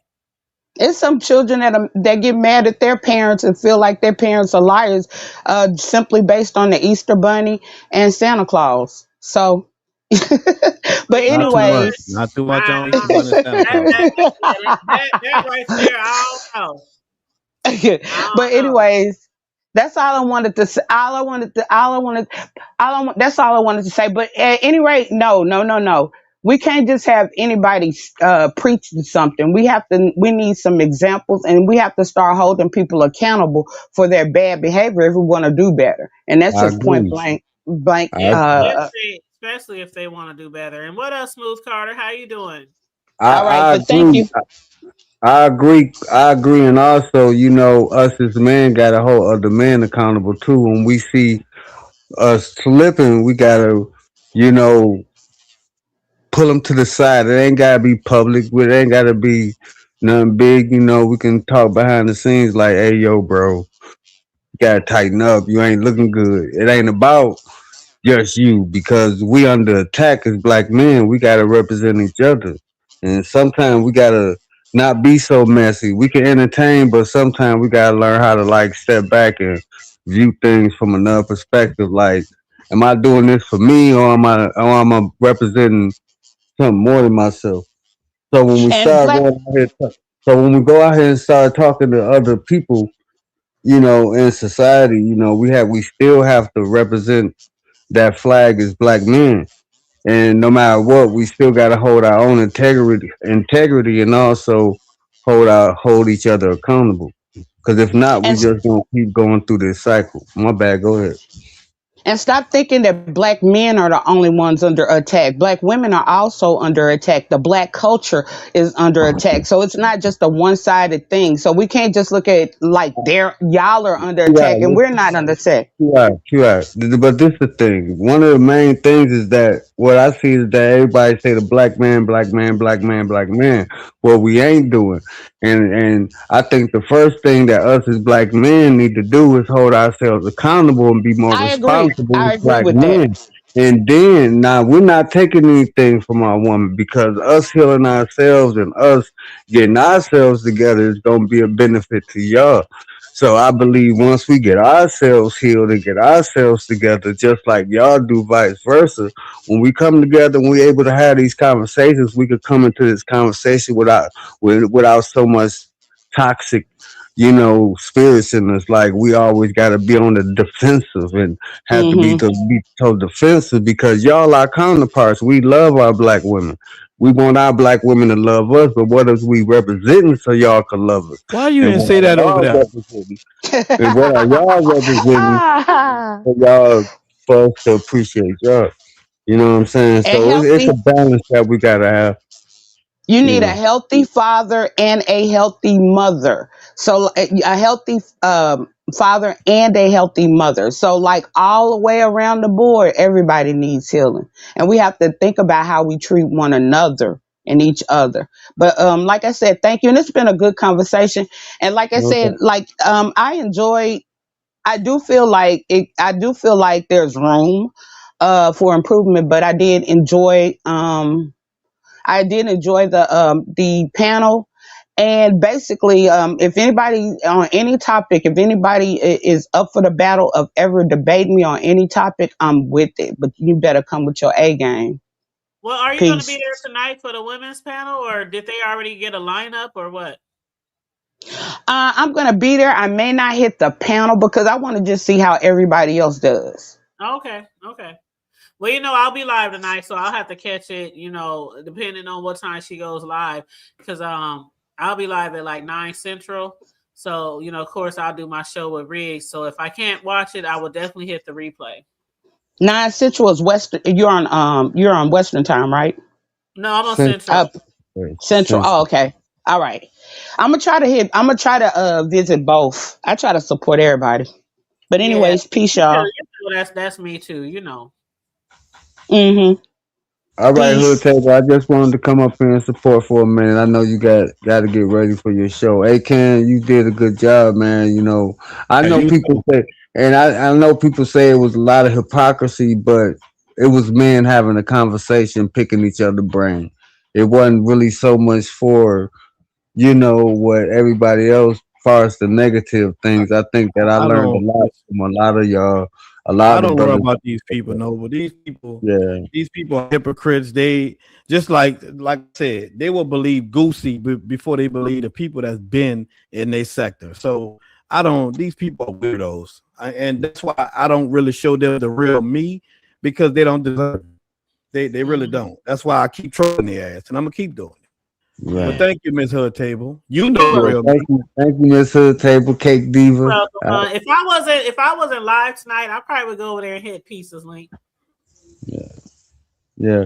But I you got go my keep thing doing here. your But big Noble, one. I want to say, I don't know if you see the comment, Noble, but they said you've been on it today for real, for real. You've been doing this thing. Yeah, I had a moment of clarity. It's just a certain type of way I have to, represent myself. You know what I'm saying? Because, I mean, we could be messy, but we still got to hold certain principles about who we are. And I'm more than what people try to portray me as. And it's time I, step up and show that. I don't have to have a channel to prove that. I don't have to do none of that. It's in my conduct. It's in my character. And that's what I stand on. I understand. But yeah, thank you for having me up. We're gonna have more of these unconscious conversations. Absolutely. Over here we just always say we discuss everything from the hood to the White House, including the B sector. So you have a good afternoon, evening. All right, you too, hon. All right, peace and love. All right, peace and love. All right, you guys, I'm about to get my butt out of here. It is 4:00 in the afternoon. I ain't ate nothing. All I had was some coffee and some water. I was going to cook breakfast before I went live, but then I was like, no, I'm not going to be on here that long. I didn't expect to be on here like 3 hours. So I want to thank everybody who hit the panel, everybody in the chat for your engagement and your support, liking and sharing the videos. If you haven't already, please like and share the video. I appreciate it so much because we are on the road to 9 Kizzle. 9K, baby. We is on the road to 9 Kizzle. So make sure you please like and share the video, please, and thank you very much. If you want to donate to the platform, please hit the Cash App, $, the Hood Table 402. If you want to donate by way of Super Chat, feel free to donate to the Super Chat. And speaking of the Super Chats, I want to thank again Yvonne, thank you so much, boo. She said that part Jay done in her message when Jay was speaking, $5. I got 5 on it, smoking with that endo. Anyway, yes, shout out for the $5. Dana Smith, thank you, boo. I always appreciate you, boo. $9.99. I'm gonna round that up to 10. $9.99. Thank you so much, Dana Smith. I appreciate you, boo, as well. Thank you all for all your support and supporting the Hood Table. Man, I cannot believe we are on the road to 9K. I cannot believe this. Do y'all know how hard and how long it took me to get this channel up and running to even 1K? And 4,000 subbies? 4,000 watch hours? Because back in the day, you had to have 1,000. You had to have 1,000 subbies and 4,000 watch hours to even get approved for monetization. And now I think you only got to have 500 subbies. But yeah, it took me forever, to get up there. Now with my original channel, when back in the day, when I first started my original channel, it was so much support. We supported each other. We all liked and shared and ran people's playlists and all kind of shit. We would have marathon lives. We would hop from one to the next, to the next, to the next. We would do Sunday shows where people would go live back to back to back to back, and we would send everybody to everybody's channel. It was a lot more support back in the day. So it didn't take me that long to get my first channel up and running. But with this channel, it did take a minute, y'all, because we definitely don't support like we used to back in the day. But I just want to thank y'all so much for supporting the Hood Table. Because without you as content creators, without you guys, the supporters, and our subscribers and stuff, we can't be where we are. We can't do what we do. And I'm not a big channel. I might have a lot of subs, but I don't be having like the big 400, 500, 600, 700 crowd in here. And y'all know how I am. And I say it all the time, whether I got 10 in here or 100 in here, I'm going to get on here and I'm going to do my thug thizzle and get my commentary the best way I can do it, Hood Table style. Okay. Won't he do it? Won't he do it? Yes. Hey, Barry. Hey, Harry Hooven, how you doing? You said, won't he do it? I know that's right. Austin said, but the YouTube still wants to have 100,000 to get a YouTube plaque. Wow, that's crazy. It is crazy. You have to get 100,000 to get a plaque. Mm-hmm. Yeah, I don't think I'll ever get that far, but if I do, I do. But hey, like who was that in here? Mother was in here the other day. Treasure Lane. And I said, what I say? I said, I don't have 10 or nothing like that. I said, but I'm happy if I get to 9. And Treasure was like, 9 is the shit. What you talking about? 9 is a big thing. 9K. I was like, I know, Treasure. I said, I'm trying to be like you when I grow up. I'm trying to get the 10, the 20, the 30, the 40, shit like that. Hey, we all got to have goals, okay? If you're a content creator, you got goals, keep doing what you're doing. Keep thugging it out on your channel. Keep pushing out that commentary, because to do that, you have to remain consistent with your commentary. We have to, no matter what you're discussing. I might talk trending news. I might talk hood news. I might talk B sector. I might talk celebrities. I discuss everything under the sun. Whatever I want to discuss, I discuss. So, whatever it is, whatever you want your channel to be about, just stay on it, continue to push out the content, and you'll be all right. You'll be all right. And keep in mind, everybody is not for everybody. Everybody is not for everybody. I know that. I know that. So some people are going to support and some people is not support. The people who supposed to support you is, when it comes to like me and my cake decorating and shit like that, my customers, every person is not your customer. Everybody is not going to agree with what you say or how you move. When it comes to my cake decorating business, everybody is not going to pay no $200, $300, $400, $500 or more for your desserts. It doesn't mean that they're not supporting you. They might not can afford it. They might not can get with that. But the ones who are and who will, they're out there. They're out there. Don't change what you are to fit into a box or anybody else. Stay being yourself. Absolutely, Harry. Stay being yourself. I learned from all the years of cake decorating and being a professional cake decorator. Do not dumb yourself down for anybody when it comes to content. And also, if you have a business, do not let people tell you that you're not worthy of what you think you're worth. If you tell a motherfucker it's going to be $250 for me to make that cake for you, don't tell them, well, that's too much. Do you think we could bargain? Do you think we could? No. But what I can do is show you what I can do for you and your budget. It won't be this right here. But I can definitely give you what you can afford. Okay? So when it comes to our content, don't dumb yourself down. Don't try to, change up yourself and all this kind of shit just for somebody else to like you even more. You know what I'm saying? Be you, be authentic, and the support will come. The support will come. So, that's how I feel about that. Like real shit. Real shit. Aunt Noble say you will have a great niche, do your content on your craft.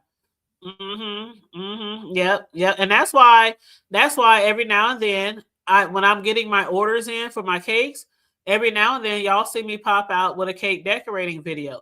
And I just speed it up so y'all don't have, because it takes hours and hours and hours and hours from the time you first whip a cake up to finish in the last touch on the cake. It takes hours and hours and hours. Sometimes it's a whole fucking 8-hour process or longer.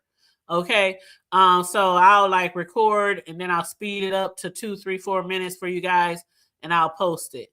So yeah, I do all kind of different content, cakes, t-shirts, designing, trending news, national news, hood news, celebrity news, beef sector. Do it all. But whatever you want to do, just make sure you're doing it because you want to do it. Okay? And that's all I got to say. Now, I'm about to get up here and fix me some eggs. some ham, which I had took out earlier. I actually had to run and put the shit back in the fridge because then again, I didn't think I would be on here that long because I was gonna cook me up some eggs and ham and some toast and shit, like I had told somebody else earlier. But I'm about to get off of here and make me some breakfast. It's almost 5 o'clock in the evening here, y'all. And then I'm gonna be back tonight. Here's the banner again. Here's the banner again for me and Riggs show tonight, 9 p.m. Central, 7 p.m.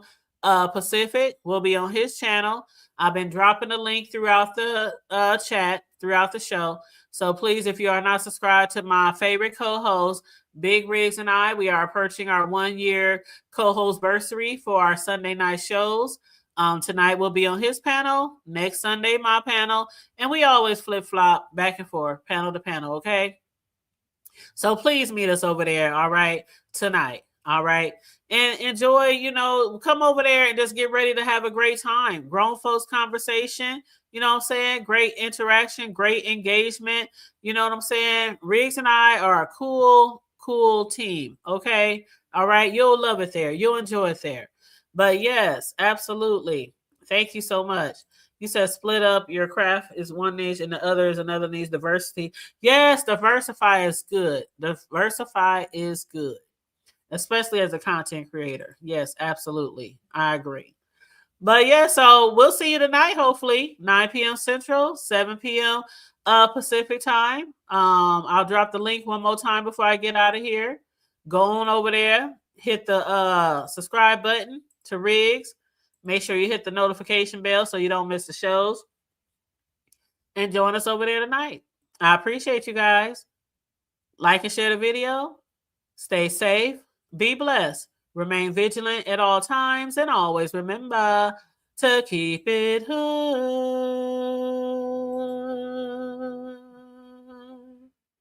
I'm out. Bye.